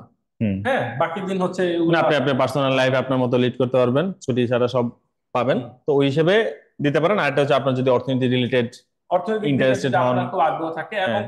এখানে আরেকটু বলি, আপনার ট্যাক্স, কাস্টমস এর এই পোস্টিং অর্ডার গুলো কিন্তু জেলা শহর, বিভাগীয় শহর কেন্দ্রিক বিভাগীয় শহরে পোস্টিং হয়, হয় হ্যাঁ। আপনার। পোস্টিং কিন্তু উপজেলা লেভেলে নাই। উপজেলা লেভেলে হয় না, হুম, যেটা সাধারণত আমরা প্রশাসন শিক্ষা ক্যাডার এবং পুলিশে থাকে, বা শিক্ষা ক্যাডার অন্যান্য থাকে, জায়গায় হ্যাঁ। দেখি। হ্যাঁ, টেকনিক্যাল ক্যাডারে আপনাকে কিন্তু নিয়োগ দিচ্ছে একবারে মাঠ পর্যায়ে, উপজেলা পর্যায়ে। কিন্তু এই ট্যাক্স, কাস্টমস, অডিটে কিন্তু আপনাকে পোস্টিং দিবে হুম, জেলা জেলা শহর। শহর, হুম, বিভাগীয় শহর, এবং কি ফার্স্ট পোস্টিং এর সময় ঢাকাতেও পড়ে। এটা হুম, কিন্তু অনেক ইন্টারেস্টিং একটা তথ্য আর কি। হুম। তাহলে ওই হিসেবে হচ্ছে ওই তিনটা আপনি আপনার চয়েস অনুযায়ী তিনটার সিরিয়াল করে দিবেন। তো ক্যাটাগরি ওয়ান যেগুলা, এতে যেগুলো আছে, এগুলো হচ্ছে আপনি এই ছয়টা ক্যাটাগরির মধ্যে আপনি উপরে নিচে করে আপনার চয়েস লিস্ট অনুযায়ী, আপনার পছন্দ অনুযায়ী আপনি এই ছয়টা হচ্ছে ফার্স্টে দিবেন। এই ছয়টা দেওয়ার পর ক্যাটাগরি বি তে আসেন। ক্যাটাগরি বি তে হচ্ছে রেলওয়েটা ফার্স্টে কেন রাখলাম, কারণ রেলওয়ে পরিবহন এবং বাণিজ্যিকের চাকরির যে ধরন, এই ধরনটা খুব ভালো। আপনি আনসারও দিতে পারেন, বাট আনসারও কিন্তু অনেকটা ওই পুলিশের মতোই আপনার পুলিশের কাছাকাছি। ওই সারদায় ট্রেনিং করতে হবে। আনসারের ট্রেনিং পুলিশের চেয়ে আরো ইয়ে, মানে আরো ওরা আর্মি টাইপের ট্রেনিং করে। তো তো ওই হিসেবে যাদের হচ্ছে ওই ইউনিফর্ম লাইফ বা ওই, ডিসিপ্লিন, হ্যাঁ, ডিসিপ্লিন লাইফ বা ডিসিপ্লিন একটু বা সামরিক, একটু ফোর্সে থাকতে পছন্দ, তারা হচ্ছে আনসার ফার্স্টে রাখতে পুলিশ পারেন। আনসার। হ্যাঁ, না হলে হচ্ছে আপনি রেলওয়েটা আগে দিতে পারেন, রেলওয়ে কারণ রেলওয়ে চাকরির নেচারটা খুব ভালো, ভালো। ডিসেন্ট। আপনি মানে রিল্যাক্স থাকতে পারবেন। তো রেলওয়ে পরিবহন বাণিজ্যিক রাখলেন, তারপরে আনসার দেন। তারপর আসেন ইনফরমেশন। ইনফরমেশনের কিন্তু দুইটা ক্যাটাগরি আছে, হ্যাঁ। এই যে এটা কিন্তু খেয়াল করবেন যে আপনারা যখন সার্কুলার দেখবেন, দেখবেন ইনফরমেশন ক্যাটাগরি দুইটা ক্যাটাগরি, একটা হচ্ছে জেনারেল, ইনফরমেশন জেনারেল মানে অফিসার, জেনারেল, হ্যাঁ, অ্যাসিস্ট্যান্ট ডিরেক্টর জেনারেল, আর একটা হচ্ছে অ্যাসিস্ট্যান্ট ডিরেক্টর ওই যে প্রোগ্রাম, অনুষ্ঠান, হ্যাঁ, প্রোগ্রাম অথবা অ্যাসিস্ট্যান্ট সহকারী প্রোগ্রাম বার্তা ম্যানেজার। নিয়ন্ত্রক। তো আপনার কিন্তু অ্যাসিস্ট্যান্ট জেনারেল ডিরেক্টর যেটা জেনারেল সেটা কিন্তু ফার্স্টে রাখবেন, হ্যাঁ, মানে চয়েস লিস্টে সেটা আগে রাখবেন। আপনি কিন্তু অনেকে বলে যে না ইনফরমেশন যেহেতু একই সাথে আছে একসাথে রাখতে হবে, না একসাথে রাখার কোনো ম্যান্ডেটরি নেই, দুটোরই কোড আলাদা। সব সব ক্যাডারে কিন্তু আলাদা আলাদা কোড আছে, আপনারা খেয়াল করবেন যখন এই চয়েস যখন ফর্ম ফিল আপ করতে যাবেন দেখবেন আপনি কোড অনুযায়ী দেখবেন আসবে। কোড অনুযায়ী আপনাকে হ্যাঁ, কিন্তু ফর্ম ফিল আপ করতে হবে তো সিরিয়ালটা। প্রত্যেক ক্যাটাগরি আলাদা কোড আছে, তো এখানে দেখবেন যে ইনফরমেশনের এই অ্যাসিস্ট্যান্ট ডিরেক্টর সাধারণ এবং অনুষ্ঠান যেটা দুইটার কোড কিন্তু আলাদা। সো আপনি অবশ্যই অ্যাসিস্ট্যান্ট ডিরেক্টর জেনারেল যেটা সেটা হচ্ছে ফার্স্টে রাখবেন। হ্যাঁ, তারপর ওটা হচ্ছে পরে দিবেন, অনুষ্ঠান যেটা ওটা হচ্ছে মানে লাস্টে যাবে। তারপরে খাদ্য দেন, বিশেষ খাদ্য। তারপরে ডাক, মানে এটা কিন্তু সিরিয়ালি দেওয়া আছে, মানে আপনি ক্যাটাগরি বি তে কোন সিরিয়ালে দিবেন। হ্যাঁ, প্রথম দুইটা বললাম এটা হচ্ছে আপনার চয়েসের উপর। আপনার যদি মনে হয় যে না আপনার পুলিশের দিকে আপনার যোগ বেশি, তো ওই ক্ষেত্রে হচ্ছে আপনি ক্যাটাগরি বি তে যখন দিবেন তখন আনসারটা ফার্স্টে রাখবেন। আর যদি মনে হয় যে না আমি ফোর্সের দিকে যাব না, আমি একটু নর্মাল ডিসেন্ট নর্মালি থাকতে চাই, সাধারণভাবেই থাকবো, একটু ভালো থাকবো, পরিবারকে সময় দিব, ওই ক্ষেত্রে হচ্ছে আপনি রেলওয়ে পরিবহন এবং বাণিজ্যিক আগে রেলওয়ে, দেন। ডাক, সমবায়, তারপরে ডাক, তারপর আসুন সমবায়, তারপর হচ্ছে পরিবার পরিকল্পনা, আর সবার লাস্টে দিবেন হচ্ছে ওই অ্যাসিস্ট্যান্ট ডিরেক্টর যেটা অনুষ্ঠান যেটা ওইটা। তো ক্যাটাগরির বির ইয়েগুলো হচ্ছে ওইভাবে দিবেন। তার একটা সুযোগ থাকে যে এটা বলছিলাম যে ক্যাটাগরিতে গ্রেড ওয়ানে যাওয়া যায়, আর এটা হচ্ছে গ্রেড টু থ্রি ফোর। আপনার চাইলে কিন্তু ক্যাটাগরির বি সবগুলো ক্যাডার থেকেই ডিএস পোলে আপনি ওই প্রশাসনে চলে আসতে পারবেন। ডিএস পোল থাকে, তো 10 বছর চাকরি করার পরে আপনার হচ্ছে একটা প্রমোশনের পরে ডিএস পোলে হচ্ছে সব ক্যাডারের জন্য ওপেন থাকে, আপনি ডিএস পোলে আপনি উপসচিব হয়ে প্রশাসনে চলে আসতে পারবেন, ওই সুযোগ থেকে যায়। তো এই পর্যন্ত কারো কোনো প্রশ্ন আছে কিনা? কোনো প্রশ্ন থাকলে আপনারা করতে পারবেন ইনস্ট্যান্ট, যে যদি কোনো ইনকোয়ারি থাকে যে ক্যাডার চয়েস রিলেটেড বা অন্য যে কোনো কিছু, যে ক্যাডার রিলেটেড বা ফর্ম ফিল আপ রিলেটেড যদি কোনো প্রশ্ন থাকে। ক্যাডারিতে কিন্তু সুবিধা বলেন অসুবিধা বলেন সবই আছে। এক্ষেত্রে একটা মজার বিষয় হচ্ছে আপনারা যারা জেনারেল ক্যাডার বা জেনারেল ক্যাডারের টপিকস গুলো আপনারা দিবেন, এর মানে এই না আপনাকে যে সবগুলা টপিকস বা সবগুলা ক্যাডার কোর্স দিতে হবে তা না। আপনার কাছে যদি মনে হয় যে আমি জেনারেল ক্যাডারের 2 থেকে 3টা, আমি বিসিএস ডাক, বিসিএস সমবায় বা বিসিএস হচ্ছে এই যে বেতার, হুম, তথ্য, এই ক্যাডারটা আমি দিব না। আমি প্রথম দিকে যে ক্যাডার সার্ভিসের যে পোস্টগুলো আছে, BCS foreign affairs, BCS administration, BCS police, BCS tax custom, 3টি 4টি বা 5টি দেওয়ার পরে আপনি চাইলে কিন্তু আপনার টেকনিক্যাল ক্যাডারের যে পোস্ট আছে আপনি সেটাও সরাসরি উল্লেখ করতে পারেন।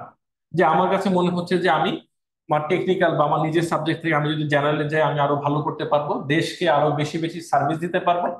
আপনি তারপরে কিন্তু আপনার টেকনিক্যাল সাবজেক্ট দিতে পারেন, বিষয়টা এরকম বাধ্যতামূলক না আপনাকে জেনারেলের সবগুলো দিয়েই হুম। আপনাকে টেকনিক্যাল দিতে হবে, এটা না, আপনার সম্পর্কে মাঝেও দিতে ডিপেন্ড। পারেন। আপনি ধরেন ক্যাটাগরি এ গুলা ফার্স্টে দিলেন, যে ক্যাটাগরি এ যেগুলো দিলাম, যে এগুলো হচ্ছে আপনি ফার্স্টে চয়েসে দিলেন এই প্রথম ছয়টা, এই ছয়টা দেওয়ার পরে আপনি হচ্ছে তারপরে আপনার টেকনিক্যালটা দেন। টেকনিক্যালটা আপনি দিলেন, আপনার টেকনিক্যাল চয়েস দেন, তারপরে হচ্ছে আপনি তারপরে আবার এগুলো দেন।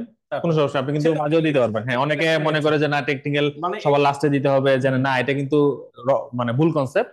আপনি টেকনিক্যাল আপনার ধরেন ধরেন তিনটা, আপনার মনে হলো যে প্রশাসন, পররাষ্ট্র, পুলিশ দেওয়ার পরে আমি টেকনিক্যাল দিব, তারপরে বাকিগুলো, কারণ আমি তিনটার পরে আমার সাবজেক্টকে আমি প্রেফার করি, তো ওই হিসেবে আপনি আগে দিয়ে দিতে পারেন। আমরা বিগত বছরে এরকম স্টুডেন্টও দেখেছি, সে 2টা সাবজেক্ট চয়েস লিস্টে দিয়েছে, শুধু 2টা সাবজেক্ট। কি, একটা হচ্ছে তার জেনারেল বিসিএস প্রশাসনটা তার খুব ভালো লাগে, বিসিএস প্রশাসন। 2 নম্বর হচ্ছে তার যে সাবজেক্ট ছিল সেই সাবজেক্টে সে ফর্ম ফিল আপ করেছে আর কি, 2টা ক্যাডার। তো স্বাভাবিকভাবেই তাকে বিসিএস এর ভাইভাতে প্রশ্ন করা হলো যে কি ব্যাপার তুমি সবাই সবগুলা ক্যাডার পোস্ট দিচ্ছে, তুমি কেন দিয়েছো? তো তার অ্যান্সারটা খুব স্মার্টলি সে অ্যান্সার দিয়েছিল যে আমার কাছে মনে হচ্ছে যে বিসিএস প্রশাসন সার্ভিসের মাধ্যমে আমি বাংলাদেশের দেশ এবং দেশের মানুষকে আরো ভালো সার্ভিস দিতে পারবো, এই পেশার প্রতি তার একটা ছোটবেলা থেকে আগ্রহ ছিল।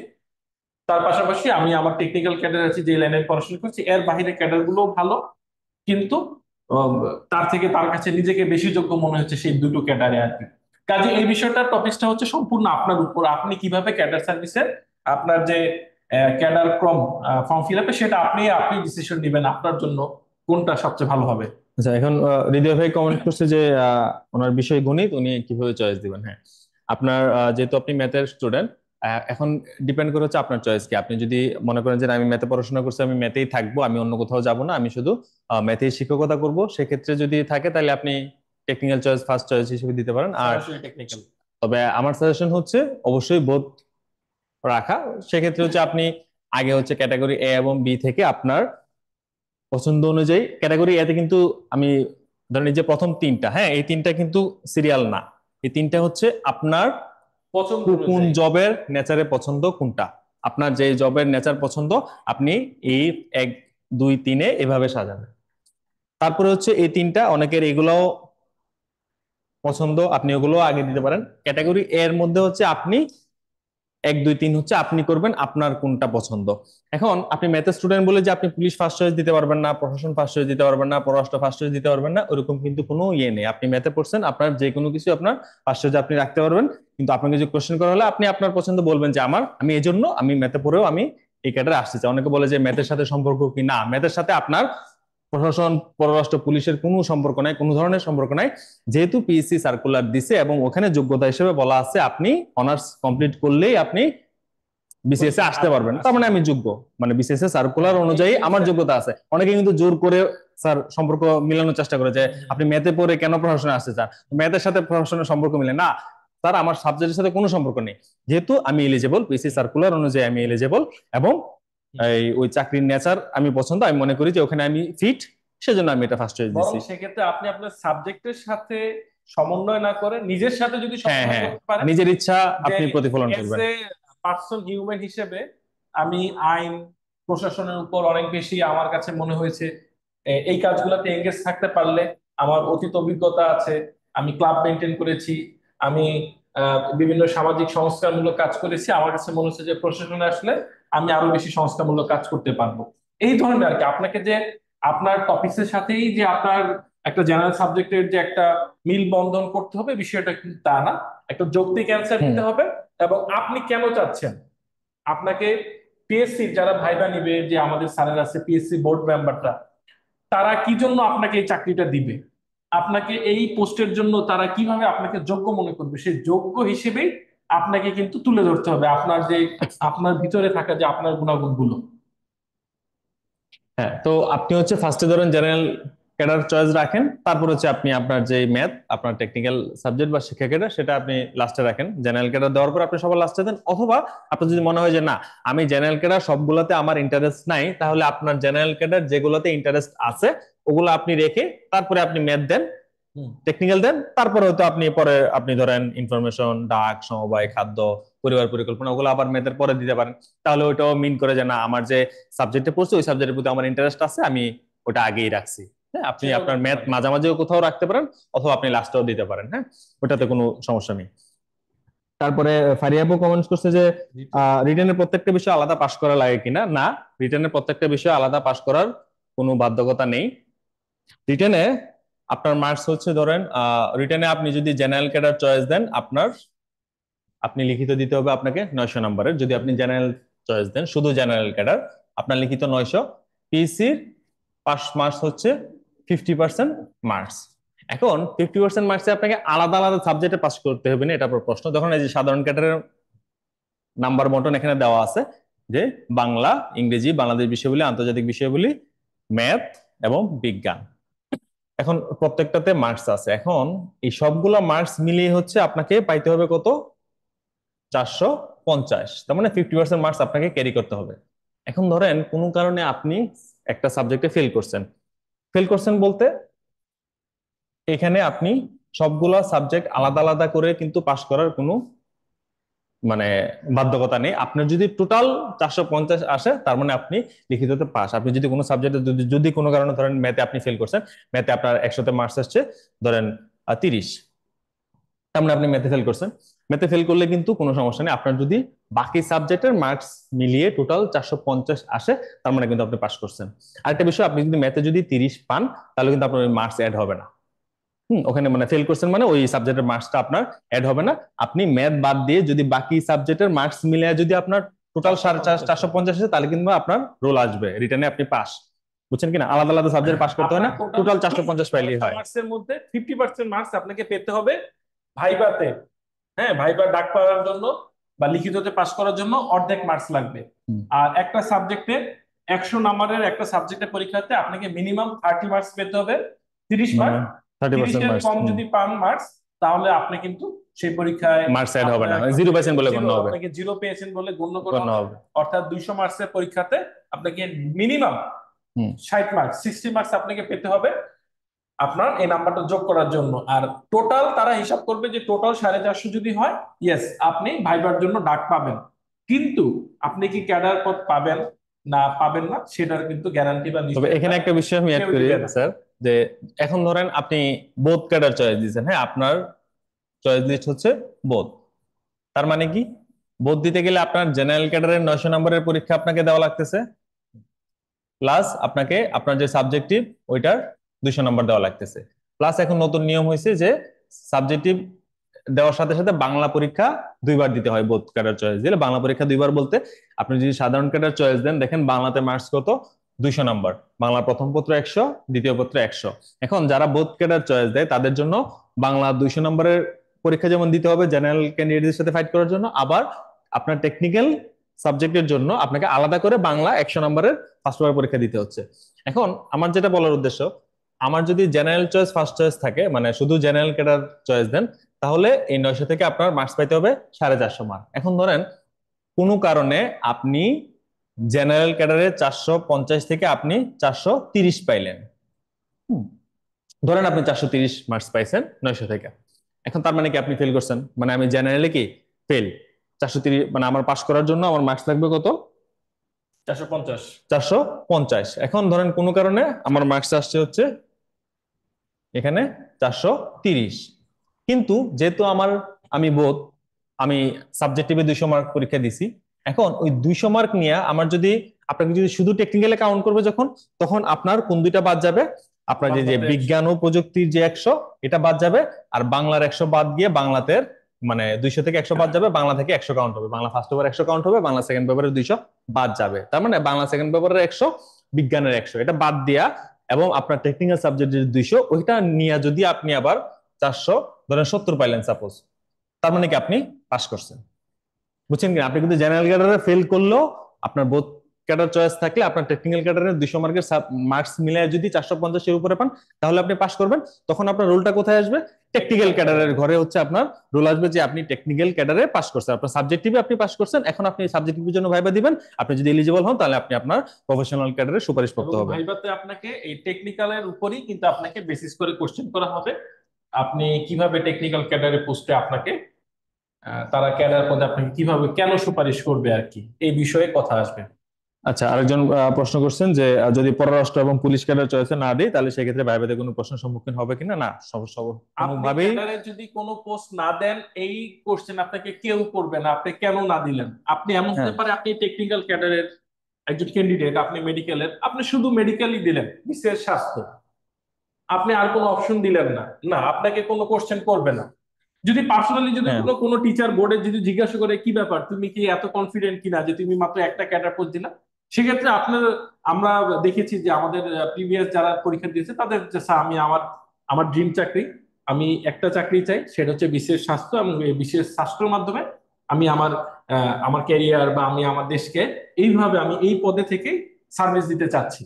ফাইন, এখানে একটা আপনাকে বিষয় এটাকে থেকে কোনো স্যার যে অসুস্থতা। মানে ধরেন উনি হচ্ছে এই দুইটা রাখলোই না, তো উনি বলে যে কোনো সম্ভাবনা আছে কিনা। হ্যাঁ সম্ভাবনা থাকতে পারে, যদি প্রশ্ন করে আপনি আপনার মতো করে ডিফেন্ড করবেন, আপনাকে ডিফেন্ড করতে হবে। আপনি চয়েস না দিতে পারেন, এটা আপনি এখন আপনি কেন দেন নাই সেটা আপনি ডিফেন্ড করবেন, যে স্যার আমি পররাষ্ট্র দেই নাই কেন, কারণ আমার পররাষ্ট্র চয়েস দিলে আমাকে ফ্যামিলি রেখে আমাকে বাইরে থাকতে হবে, বাবা মাকে দেশে রেখে আমার বাইরে থাকা লাগবে, অথবা যে জবের নেচার যেটা মানে বাইরে মানে আমাকে বাইরে বাইরেই থাকতে হবে, বিভিন্ন কালচারের সাথে আমাকে গ্রুমিং করতে হবে, তো ওইটা আমার পছন্দ না, বা আমার ফ্যামিলি থেকে আমি দূরে থাকতে আমি ইন্টারেস্টেড না, দ্যাটস ওয়াই আমি ফরেন চয়েসে রাখি নাই।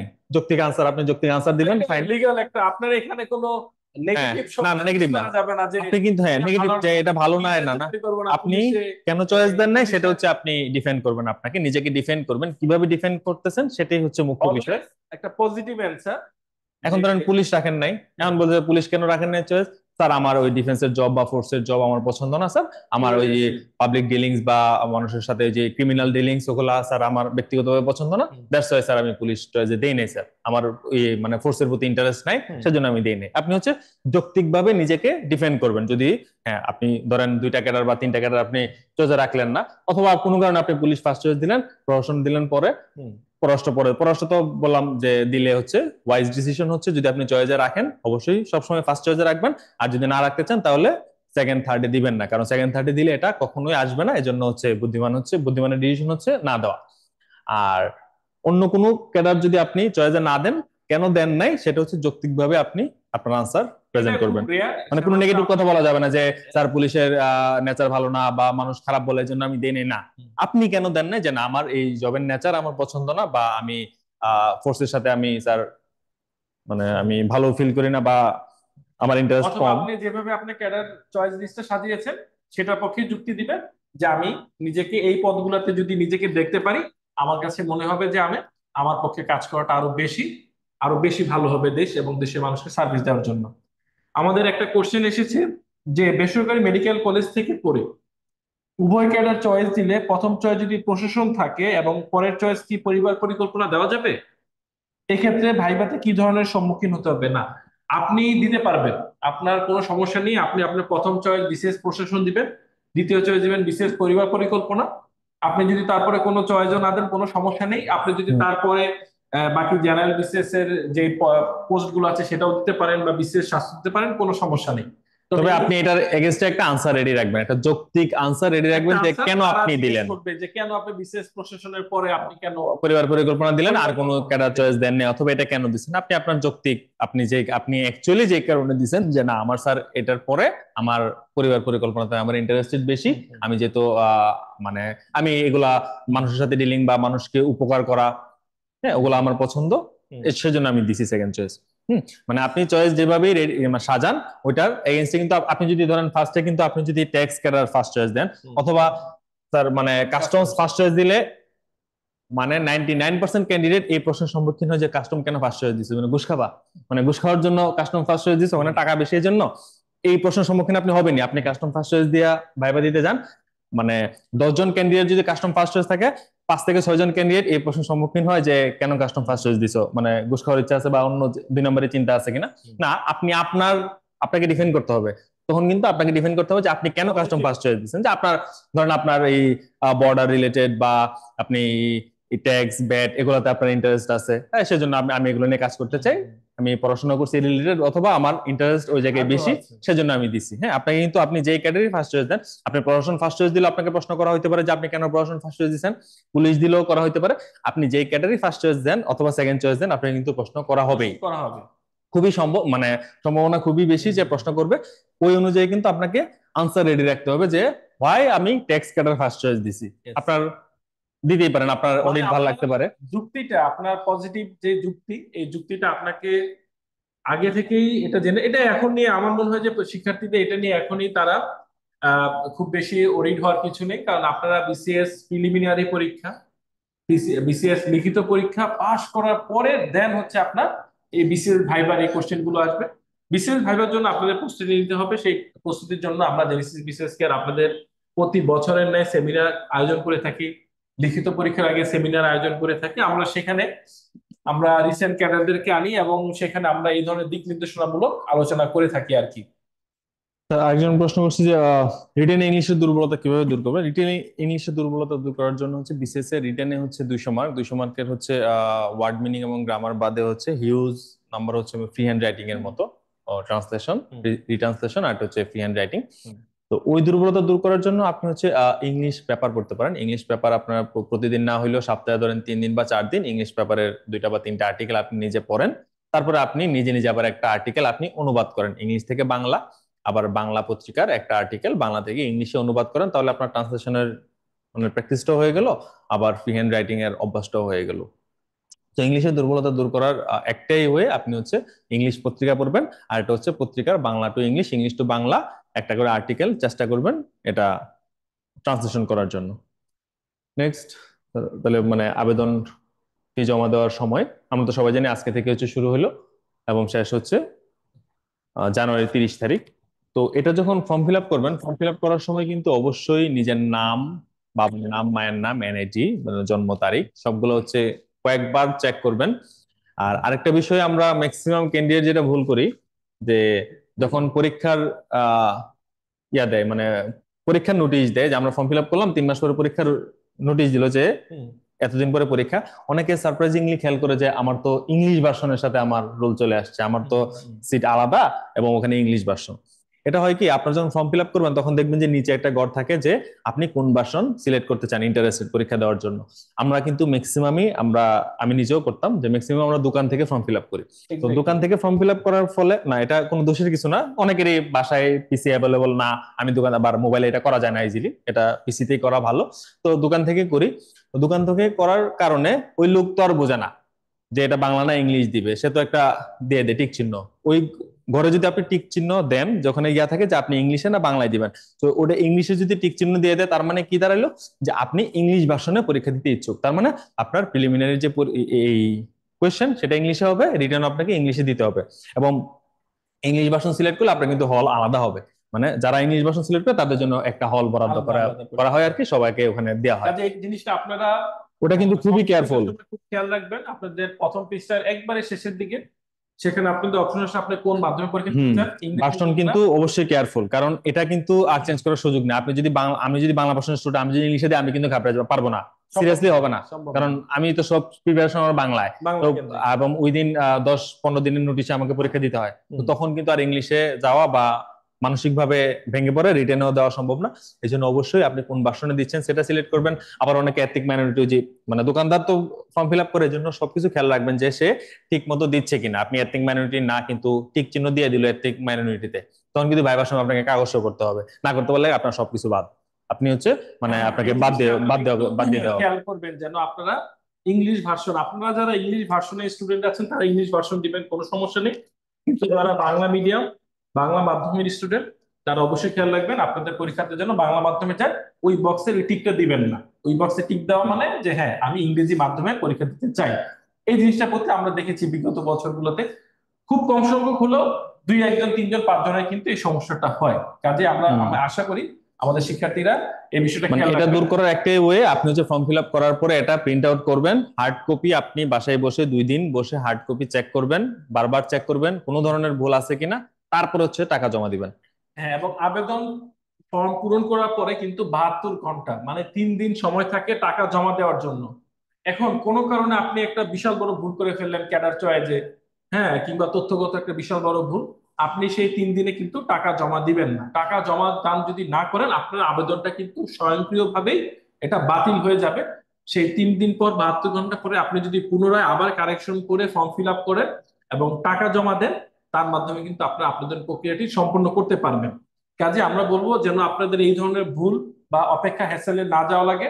একেবারে সকল তথ্য সবকিছু সাজিয়ে সুন্দর মতো আমি কিভাবে ক্যাডার লিস্টের চয়েস গুলো দিব, আমরা এতক্ষণ যে ডিটেলস আলোচনা করলাম, আপনারা এইভাবে শিওর করেই দেন আপনারা আবেদন করবেন। সেটা হুম। আপনারা বাসায় করেন কিংবা অথবা দোকানে দোকানে করেন। করেন, এটা অবশ্যই আপনারা হুম। চেক করে নেবেন এবং সব ইনফরমেশন যদি ঠিক থাকে, হ্যাঁ আমি এভাবে চাচ্ছি, দেন আপনারা আপনাদের যে ইউজার আইডি পাসওয়ার্ড দিয়ে 72 ঘন্টার মধ্যে কিন্তু আপনারা টাকা হুম। জমা দিবেন। আর্টিফিশিয়াল স্যার যেটা বললেন যে মানে ফর্ম ফিল আপটা আপনারা চেষ্টা করবেন মাঝামাঝি সময়ে করে ফেলার জন্য, একদম লাস্টে যাবেন না। মানে সপ্তাহে অনেকে হচ্ছে সপ্তাহখানিক আগে বা 2-3 দিন আগে চেষ্টা করে, তখন হচ্ছে সার্ভারে ডিস্টার্ব করে, ফর্ম ফিল আপ করতে সমস্যা হয়। এই জন্য চেষ্টা করবেন মাঝামাঝি সময়, যেটা মানে মাঝামাঝি সময় ধরে করে ফেলতে, একদম লাস্ট আওয়ারে করতে যাবেন না, 1-2 দিন আগে, তখন সার্ভারে অনেক প্রবলেম হয়, তখন এটা করতে যাবেন না। 47তম বিসিএস এর জেনারেলের জন্য কোনো ব্যাচ অ্যাভেল আছে কিনা? হ্যাঁ, আমাদের 47তম বিসিএস এর জন্য ব্যাচ অ্যাভেল আছে। আমরা ইতিমধ্যে আমাদের রানিং ব্যাচ আছে এবং পাশাপাশি জানুয়ারির 8 তারিখ থেকে আমরা আমাদের রেগুলার ব্যাচ, যেটা হচ্ছে অনলাইন লাইভ ব্যাচ, আমাদের 47তম বিসিএস প্রিলিমিনারির জন্য অনলাইন লাইভ ব্যাচ আছে। এখানে আমাদের নতুন ব্যাচ চালু হবে 8ই জানুয়ারি 2025।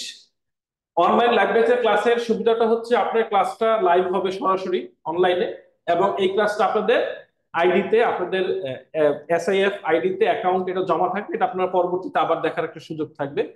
আপনি চাইলে অফলাইনে ভর্তি হতে পারেন, সরাসরি অফলাইনে আমাদের স্যার ক্লাস নিচ্ছে, সেই অফলাইনে সরাসরি বসে ক্লাস করে দাগিয়ে নোট করে বাসায় নিয়ে যেতে পারেন। আপনি চাইলে আমাদের প্রিমিয়াম রেকর্ড ব্যাচ আছে, এই প্রিমিয়াম রেকর্ড ব্যাচে আপনারা ক্লাস করার সুবিধা থাকবে। প্রিমিয়াম রেকর্ডের বিষয়টা হচ্ছে আপনাদের আইডিতে আপনাদের ক্লাস দেওয়া থাকবে, আপনারা আপনাদের সুবিধা মতো সময় অনুযায়ী আপনারা ক্লাসটি দেখে নেবেন, সেইভাবে আপনাদের প্রস্তুতি নেবেন। এবং এগুলো হচ্ছে রেগুলার ব্যাচ। পাশাপাশি আমাদের এক্সাম ব্যাচও থাকবে, এক্সাম ব্যাচ আপনারা অফলাইনে এসে এক্সাম দিতে পারবেন, অনলাইনে এক্সাম বেস দিতে পারবেন, এবং অনলাইনে এক্সাম বেস দিতে পারেন উইথ অনলাইন এক্সপ্লানেশন। আমাদের জেনেসিস বিসিএস এর একটা ইউনিক বৈশিষ্ট্য হচ্ছে আমরা আমাদের যে কোশ্চেন বা যে কোশ্চেনের পরীক্ষা নেই, আমরা চেষ্টা করি তার সাথে এক্সপ্লানেশন দেওয়ার জন্য যে আমার এই অপশনটি কেন সঠিক হলো, বাকি তিনটা অপশন কেন ভুল, সেই তথ্য সহ আমরা এক্সপ্লানেশন দেওয়ার চেষ্টা করি, যেন আমাদের যে পরীক্ষার্থীরা যারা পরীক্ষা দিচ্ছেন তাদের কাছে জিনিসটা আরো বেশি আপ টু ডেট লাগে, আরো বেশি অ্যাডভান্স, এবং তারা যেন সহজে ইনফরমেশনটা নিয়ে নিতে পারে।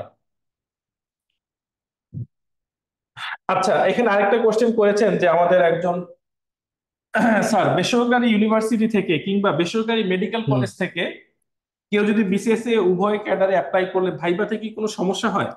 না না, এই ক্ষেত্রে প্রাইভেট আপনি, থেকে না অ্যাপ্লাই আপনি করলে প্রাইভেট ভাইভাতে থেকে নাকি, না স্যার, প্রাইভেট অথবা পাবলিক, আপনি কোন ইনস্টিটিউশন থেকে পড়ছেন সেটা ম্যাটার না। কারণ সার্কুলারে বলা আছে যে আপনি বেসরকারি হোক পাবলিক হোক, আপনি যে কোনো ইনস্টিটিউশন থেকে আপনি অনার্স কমপ্লিট করেন, মেডিকেল থেকে পড়েন, যেখান থেকেই পড়েন, আপনি এলিজেবল।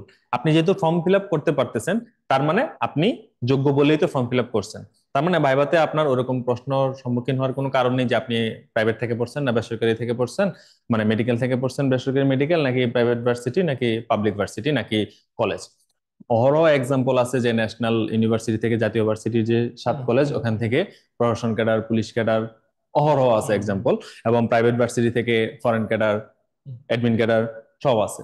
সো এটা বিষয় না, যে ক্রাইটেরিয়া এটা না যে আমি পাবলিক থেকে পড়লে, অনেকে মনে করে যে, অনেকে একটু ইয়াতে ভুগে যে আমি বেসরকারি থেকে পড়ছি, আমি ভাইভাতে, অনেকে হচ্ছে লো কনফিডেন্সে ভুগে। এটা এটা করার কোনো সুযোগ নেই। আপনি শুধু যেখান থেকে, যে ব্যাকগ্রাউন্ড থেকে পড়েন, আপনি যেহেতু ফর্ম ফিল আপ করতে পারছেন, তার মানে আপনি যোগ্য, এবং নিজেকে ওইভাবেই গড়ে তুলবেন এবং ওইভাবেই প্রেজেন্ট করবেন। শুধু তাই নয়, এই ক্ষেত্রে আমরা অনেক একটা কোশ্চেন পেয়ে থাকি যে আমি আমার আন্ডারগ্রেড লাইফে, আমার অনার্স লাইফে আমি আমার ফেল আছে, আমি একবার দুইবার ফেল করেছি। হ্যাঁ, রেজাল্ট কম, হ্যাঁ, সিজি কম। আমার সিজিপিএ কম। হ্যাঁ, আমার কি তাহলে ভাইভাতে কোনো অসুবিধা হবে না? আপনি রেজাল্ট কত পেয়েছেন ভাইভা বোর্ড এটা কখনোই আপনাকে জিজ্ঞাসা করবে না, আপনি কারণ বিশেষ লিখিত পরীক্ষা দিয়ে আপনি পাশ করেছেন। হুম। আপনি বিশেষ লিখিতের মতো একটা কম্পিটিটিভ এক্সাম পাশ করেছেন, মানে আপনি তাদের স্ট্যান্ডার্ডে আপনি উত্তীর্ণ। এবার ভাইভাতে আপনার মেধা, আপনার দক্ষতা, আপনার যে জ্ঞানের পরিসীমা, এবং সেই প্রাসঙ্গিক বিষয়ে আপনার কতটুকু আগ্রহ জানাশোনা আছে, এবং চাকরিতে করতে আপনার কি পরিমাণ আগ্রহ, ডেডিকেশন, এই সবকিছু নিয়ে কিন্তু ভাইবা। আপনার সিজিপিএ কত ছিল, আপনি 4 বছরের কোর্স কত দিনে পাশ করেছেন, সেটা 5 বছর, এইসব বিষয় নিয়ে স্যাররা কখনোই কোশ্চেন করবে না, এবং এগুলা করেও না। হ্যাঁ, আমার মানে দেখা, আমার একবারে কাছের বন্ধু, স্যার সিজিপি ছিল 2.92, সে বিশেষ প্রশাসন ক্যাডারে আছে। কারণ হয়তোবা সে ভার্সিটিতে লাইফে থাকাকালীন সময় লেখাপড়ার প্রতি একটু অমনোযোগী ছিল, কিন্তু বিসিএস এর শুরু থেকে সে একবারে কমপ্লিটলি সিরিয়াস, এবং যার জন্য প্রিলিমিনারি, লিখিত এবং ভাইবাতে সে অসাধারণ পরীক্ষা দিয়েছে, যার ফলশ্রুতিতে সে ভালো একটা ক্যাডার সার্ভিস, তার পছন্দের ক্যাডার সার্ভিসটা পেয়েছে। কাজেই আমার মনে হয় যে শিক্ষার্থীরা এই বিষয় নিয়ে কখনো আপনারা হ্যাসেল বা অরিট দিবেন না, অরিট হবেন না। কারণ এই বিসিএস এর প্রস্তুতি আসলে আপনাকে বলে দিবে যে আপনি ভবিষ্যতে কোথায় যাচ্ছেন, আপনাকে কোন ক্যাডার পদে আপনাকে নিয়ে যাচ্ছে। হুম। আরেকজন কমেন্টস করছে যে 47তম প্রিলিমিনারির জন্য সাধারণ জ্ঞান বিষয় অথবা বিসিএসসি সিলেবাসে কোনো ধরনের পরিবর্তন আসছে কিনা, আর 23 সালে যে বই কিনছে ওগুলা প্রিলিমিনারির জন্য পড়তে পারবেন কিনা। অ্যাকচুয়ালি বিসিএসসি সিলেবাসে কোনো পরিবর্তন আসেনি। পরিবর্তন যেটা আসছে হচ্ছে রিটেনের ভাইবার জন্য চেঞ্জ আসছে। যে ভাইবার যে মার্কস, ভাইবার মার্কস হচ্ছে আগে ছিল 200 মার্ক, এখন এই মার্কসটাকে 100 করা হয়েছে। এটা একটা পরিবর্তন আসছে। আরেকটা হচ্ছে যে ফর্ম ফিল আপের যে ফিটা, সেটা আবেদন 700 fee। থেকে 200 করা হয়েছে। এই দুইটা চেঞ্জেসই আনা হয়েছে। আর প্রিলিমিনারি বা রিটেনের সিলেবাসে কোনো চেঞ্জ আসে না। যেহেতু চেঞ্জ আসে না, তার মানে আপনি ওই গত বছর যে বই কিনছেন ওই বই এনাফ। বাট ধরেন রিসেন্ট ইস্যুজ এর জন্য আপনি কিছু দেখে যেতে পারেন রিসেন্ট যে। ইস্যুর জন্য, রিসেন্ট আপডেটেড ইস্যুগুলো সাম্প্রতিক, যেমন সাম্প্রতিক সাধারণ জ্ঞান বাংলাদেশ বিষয় বলে আন্তর্জাতিক বিষয়, এটা হচ্ছে আপনার হুম। কন্টিনিউয়াসলি আপডেট হচ্ছে। এটার জন্য আপনাকে চোখকান মূল খোলা রাখতে সিলেবাস হবে, সেমই আছে, সিলেবাস চেঞ্জ আপনাকে হয় নাই। পেপার পত্রিকা পড়তে হবে, নিয়মিত টিভিতে আপনাকে এই বিষয়গুলো দেখতে হবে, কিন্তু যেই টপিকস গুলো ফিক্সড, বাংলা, ইংরেজি, গণিত, বিজ্ঞান, আইসিটি, ম্যাথ, মানসিক দক্ষতা, এই বিষয়গুলো কিন্তু ফিক্সড আছে। এগুলোর জন্য আপনাকে সিলেবাস গুলো কিন্তু আগের মতোই আছে, আপনাকে আগের মতোই প্রস্তুতি নিতে হবে।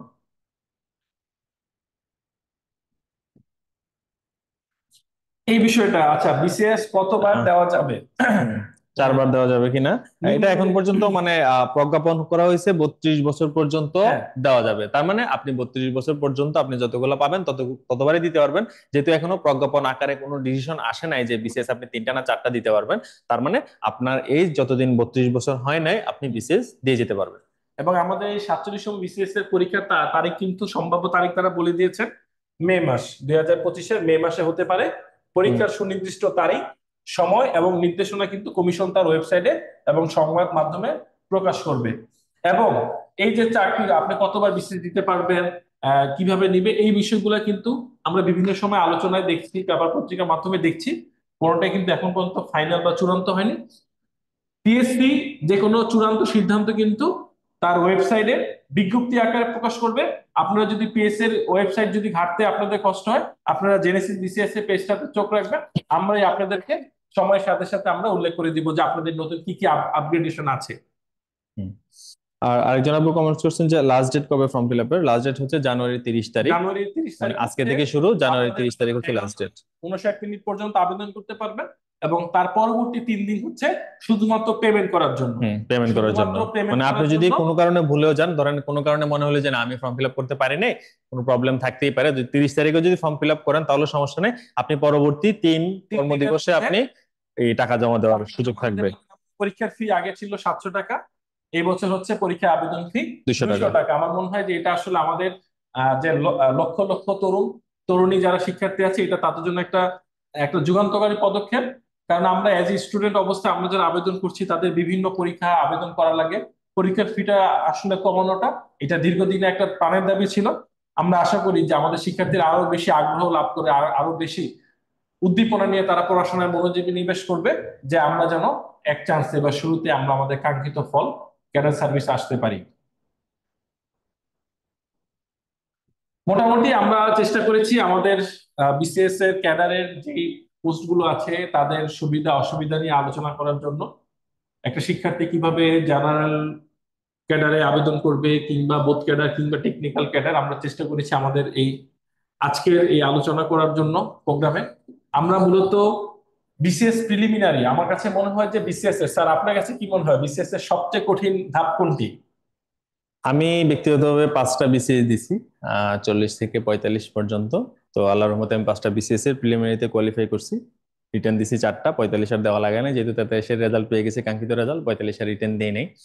তো এই 5টা প্রিলি দেওয়ার অভিজ্ঞতা থেকে আমার কাছে যেটা মনে হয়েছে, বিসিএস এর সবচেয়ে কঠিন ধাপ হচ্ছে প্রিলিমিনারি। যদিও প্রিলিমিনারির কোনো ভ্যালু নাই, মানে জেনারেল বিসিএস এর ক্ষেত্রে, স্পেশালের ক্ষেত্রে তো আলাদা, স্পেশালে তো স্পেশাল প্রিলিমিনারি মার্কস আর ভাইবার মার্কস অ্যাড করে হ্যাঁ, ক্যাডার দেওয়া হয়। বাট স্পেশাল আলাদা। জেনারেল বিসিএস এ প্রিলিমিনারি নাম্বার কাউন্ট করা হয় না, প্রিলিমিনারি নেওয়া হয় শুধু ক্যান্ডিডেট বাদ দেওয়ার জন্য। বাদ দেওয়ার জন্য, আমার তো এক্স্যাক্টলি। 3.5 লাখ থেকে 4 লাখের রিটার্ন নেওয়া সম্ভব না, না। যেহেতু পসিবল না, দ্যাটস ওয়াই বাদ দিয়ে আমি 10 থেকে 15 হাজারের রিটার্ন নিব, দ্যাটস ওয়াই প্রিলিমিনারি নেওয়া হয়।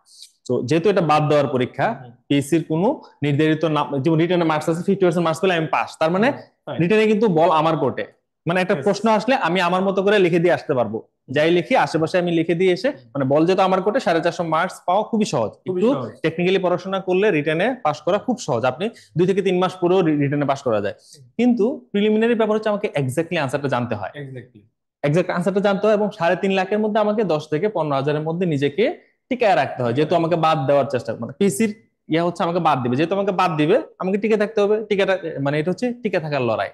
দ্যাটস ওয়াই প্রিলিমিনারি পরীক্ষাটা হচ্ছে স্যার মানে সবচেয়ে হার্ড। সবচেয়ে hard। এটাই আমরা আসলে আমরা বলি আমাদের শিক্ষার্থীদেরকে, বিসিএস পরীক্ষার সবচেয়ে কঠিন ধাপটা হচ্ছে বিসিএস প্রিলিমিনারি। আপনি সবচেয়ে বেশি পরিশ্রম করতে হবে আপনাকে বিসিএস প্রিলিমিনারি পরীক্ষা দেওয়ার জন্য। আপনার চেষ্টা পরিশ্রম যদি সফল হয়, আপনি যদি বিসিএস প্রিলিমিনারি পাস করেন, পরবর্তীতে বিসিএস লিখিত পরীক্ষাতে আপনি কিন্তু সিস্টেমেটিক ওয়েতে একবারে, বিসিএস লিখিত যে সিলেবাসটা একবারে সিস্টেমেটিক, কোন কোন টপিক থেকে কোশ্চেন আসছে, কোন কোন টপিক থেকে কিভাবে প্রশ্ন আসবে, ম্যাথের কোন টপিক, সবকিছু উল্লেখ করা আছে। আপনি জাস্ট সিলেবাস ধরে পড়লে 900 মার্কসের মধ্যে অর্ধেক মার্কস, 450 মার্কস কিন্তু একটা শিক্ষার্থী খুব ইজিলি ক্যারি করতে পারে। কষ্ট করতে হয় তাকে কত বেশি মার্কস পাবো আমি, কত বেশি মার্কস পাওয়ার মাধ্যমে ক্যাডার সার্ভিসে আসবো, এই জিনিসটা হচ্ছে খুব চ্যালেঞ্জ দেওয়া লাগে। বিসিএস ভাইবা এটা টোটাল একটা একটা ভাইবা পরীক্ষা, লাখের পরীক্ষা। সামগ্রিকভাবে তার ব্যক্তিগত, তার পারিবারিক, তার শিক্ষাগত এবং তার ক্যাডার চয়েসের উপর কিন্তু তাকে টোটাল ওভারঅল একটা অ্যানালাইসিস করা হয় বিসিএস ভাইভাতে।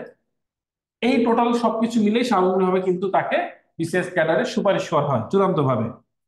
আরেকজন কমেন্টস করছে যে ডাইজেস্ট করে প্রিলিমিনারি পাস করা সম্ভব না, কিনা। সম্ভব না, এটা একবারই নয় ভাই। মানে এখন যে প্রতিযোগিতা, কারণ এই এখন হচ্ছে প্রতিযোগিতায় সবাই মোটামুটি 6 মাস 1 বছর, বা আপনি যাদের সাথে পরীক্ষা দিবেন এক মিনিমাম বছর এরকম 10-15 হাজার ক্যান্ডিডেট আছে যারা গত 3-4টা বিসিএস কোয়ালিফাই করা, তাদের এক্স্যাক্টলি সাথে আপনাকে প্রতিযোগিতা করতে হবে। সো কম্পিট এই করতে হবে। ক্ষেত্রে শুধু ডাইজেস্ট করে প্রিলিমিনারি পাস শুধু করবেন ডাইজেস্ট পড়ে সেটা। যে আপনি বিসিএস প্রিলিমিনারি হবে না, হবে না, হবে না, আপনি ডাইজেস্টটা পড়বেন। হ্যাঁ, আমার সবকিছু পড়া আছে, আমার সব টপিকস পড়া আছে, বই পড়া আছে। আমি শেষ মুহূর্তে লাস্ট 15 দিন বা লাস্ট 7 দিন আমি কি পড়বো? লাস্ট 7 দিন আপনি শুধু ডাইজেস্টটা পড়েন, ডাইজেস্টটা চোখ বুলান। কম সময়ে অনেক কিছু। হ্যাঁ, এটা হচ্ছে স্বল্প সময়ের জন্য। ভাই, আপনাকে যদি আমি প্রতিদিন পোলাও মাংস খাই, পোলাও পোলাও মাংস প্রতিদিন আপনাকে দিচ্ছি রিচ ফুড, আপনি কিন্তু প্রতিদিন খেতে পারবেন না। সপ্তাহে একদিন খান পোলাও মাংস, কাচ্চি বিরিয়ানি, কিন্তু খুব ভালো লাগবে। সারাদিন কিন্তু আপনাকে খাবারের রুচির পরিবর্তন, আপনি শুধু ডাইজেস্ট নিয়ে যদি আপনি চেষ্টা করেন যে হ্যাঁ আমি শুধু ডাইজেস্ট করে বিসিএস বিরিয়ানি, সম্ভব না। এরকম হতে পারে হ্যাঁ আমি বিগত বিসিএস গুলো আমি পাশ করেছি, তখন আমি ডাইজেস্ট করছি, হ্যাঁ এরকম এটা হয়, কিন্তু এটা আমরা কিন্তু সার্টিফিকেটের প্রযোজ্য গল্প হতে পারে। শুনি যে অনেকে বলে যে ডাইজেস্ট করে হয়ে গেছে। 10 দিন পরে না, বিসিএস ডাইজেস্ট করে হয়ে এলিজিবেল। গেছে, আপনাকে বলতেছে ডাইজেস্ট করে হয়ে গেছে, কিন্তু আপনি খোঁজ নিয়ে দেখেন সে আরো 2-3টা বিসিএস কোয়ালিফাই করে, অথবা সে এক্স্যাক্টলি। গোপনে গোপনে পড়ছে, বলে নাই, সে বলে যে ডাইজেস্ট করে হয়ে গেছে। কারণ এখন যে প্রতিযোগিতা, ওই প্রতিযোগিতায় আপনি যদি একজন বেস্ট ক্যান্ডিডেট হিসেবে মনে করেন যে না, আমি শুধু ডাইজেস্ট করে প্রিলিমিনারি কোয়ালিফাই করতে চাচ্ছি, তাহলে সেটা খুবই কোয়াইট টাফ।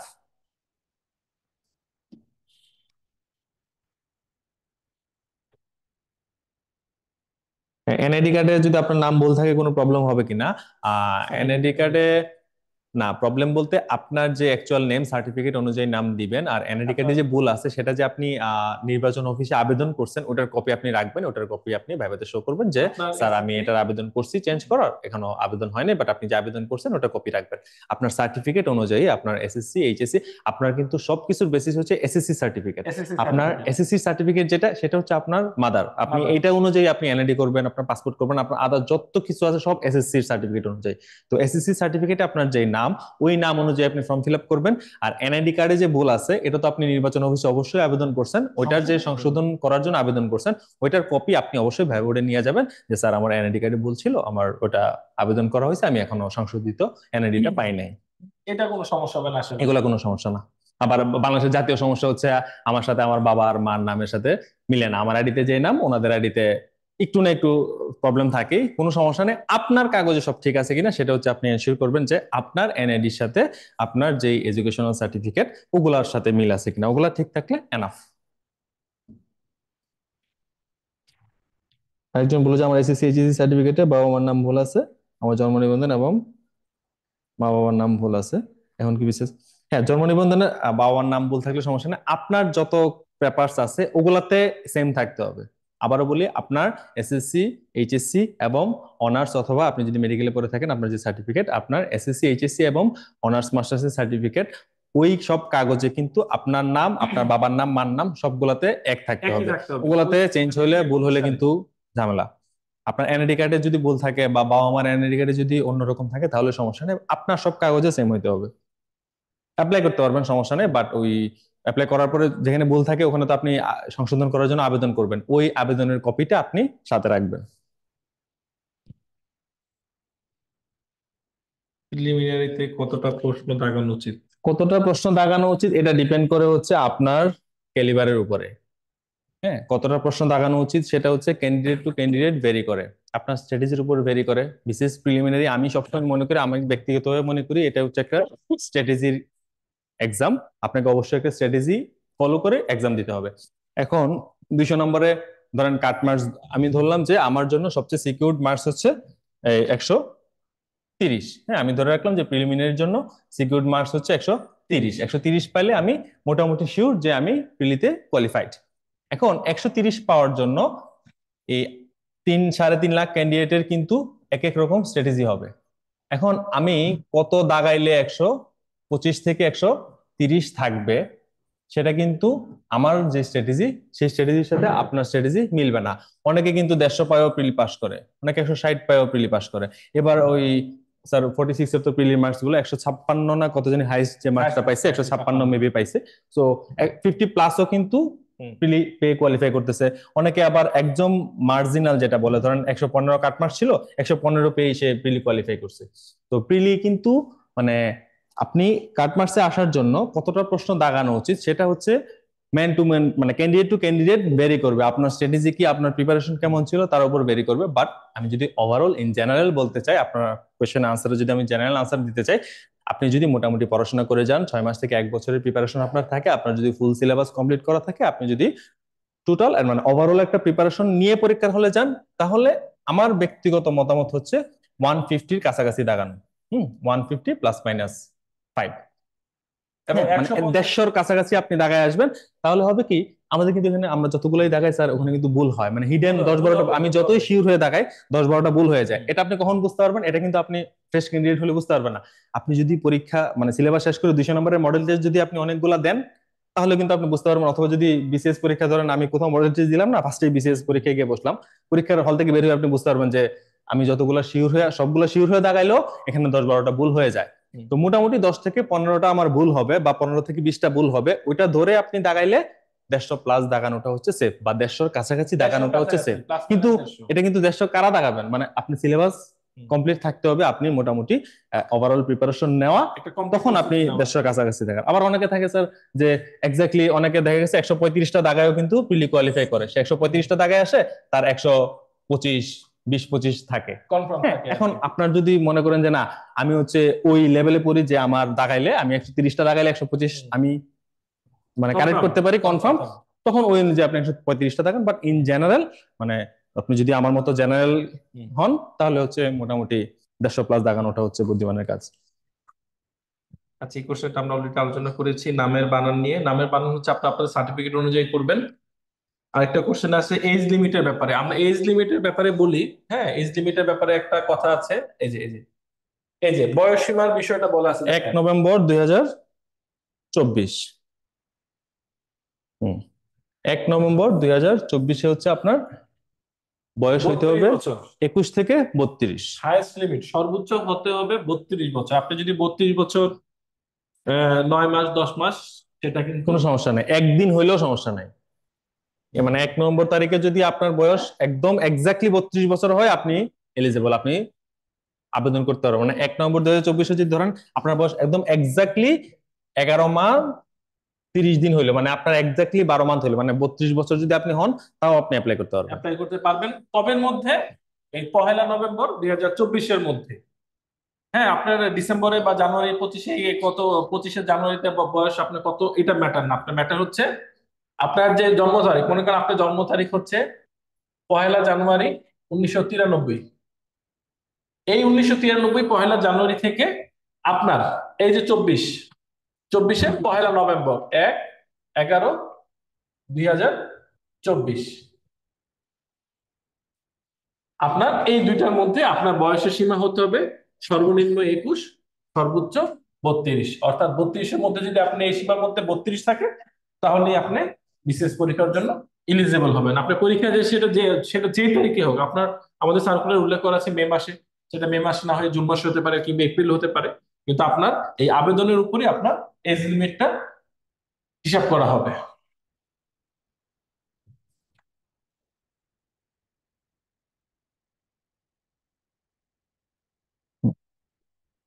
তো আমরা আশা করি আমাদের প্রিয় আহ, শিক্ষার্থীরা যারা এতক্ষণ আমাদের সাথে ধৈর্য নিয়ে আমাদের কথাগুলো শুনলেন, আমরা আশা করব আপনারা আমাদের এই সেশন থেকে আপনারা কিছুটা, আমরা আশা করি যে কিছুটা হলেও এটা আপনাদের উপকারে এসেছে।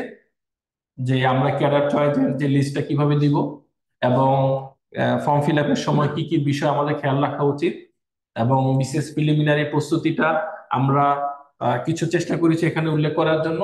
এবং জেনেসিস বিসিএস কেয়ার আসলে আমরা চাচ্ছি আমাদের টেকনিক্যাল ক্যাডার কিংবা জেনারেল ক্যাডার হোক কিংবা বোথ ক্যাডার হোক, সকল শিক্ষার্থীদের জন্যই আমাদের সার্ভিস আছে। আমাদের অনলাইন ক্লাস, আমাদের অফলাইন ক্লাস, আমাদের প্রিমিয়াম রেকর্ড ব্যাচের ক্লাস আছে। এই ক্লাসগুলোর মাধ্যমে আমরা টোটাল সিলেবাস, পুরোটা সিলেবাসের উপর আমাদের যে দক্ষ টিচার মন্ডলী আছে, সেই টিচারদের ক্লাস। এবং সবচেয়ে বড় কথা হচ্ছে কোশ্চেন, প্রত্যেকটা পরীক্ষার পরে আমরা একটা অ্যান্সার সহ ব্যাখ্যা দিই। ব্যাখ্যা সহ হ্যাঁ, কোশ্চেন ব্যাখ্যা সহ অ্যান্সার এবং থাকে, সব ক্লাস থাকে, সব ক্লাস সবগুলা থাকে। আমার পরীক্ষারই। কাছে মনে হয় এটা একটা ইউনিক জিনিস, যাতে আমাদের শিক্ষার্থীরা আরো বেশি ইন্টারাকশন হয়, তাদেরকে কোন জিনিসগুলোতে তাদের কিছুটা ল্যাকিংস থাকে আমরা আলোচনা করি। আমরা চেষ্টা করেছি আমাদের স্ব বিষয়ের জন্য স্ব টিচার দ্বারা আহ, ভালো ক্লাসগুলো নেওয়ার জন্য, যাতে খুব কম সময়ে শিক্ষার্থীরা উপকৃত হতে পারে। তবে দিন শেষে একটা বিষয় সবচেয়ে বেশি দরকার, সেটা হচ্ছে শিক্ষার্থীরা কতটুকু আগ্রহ ডেডিকেশন দিয়ে তারা পড়াশোনা চালিয়ে যাচ্ছে, তারা কিভাবে দেখতে চাচ্ছে যে হ্যাঁ আমার এই বিসিএস 47তম বিসিএস টাই আমি চূড়ান্ত ভাবে মনোনীত হতে পারি কিনা, তাদের এই আগ্রহ, তাদের কতটুকু সময় দিচ্ছে, এর উপরেই কিন্তু সফলতাটা নির্ভর করছে। আর এই তাদের এই সফলতার জার্নিতে আমরা পুরোটা সময় জুড়ে আমরা আছি, আমাদের জেনেসিস ফ্যামিলি, জেনেসিস পরিবার। ওকে, তাহলে সবাই ভালো থাকবেন। আর অবশ্যই কেয়ারফুলি ফর্ম ফিল আপ করবেন। আর তারপরে যদি কোনো কোয়েশ্চেন থাকে আপনারা জেনেসিসের পেজে আপনাদের কোয়েরি থাকলে আপনারা কোয়েশ্চেন করে রাখবেন, আমরা যথাসম্ভব আনসার দেওয়ার চেষ্টা করব। সবাইকে ধন্যবাদ। আসসালামু সবাইকে আলাইকুম। ধন্যবাদ। আসসালামু আলাইকুম।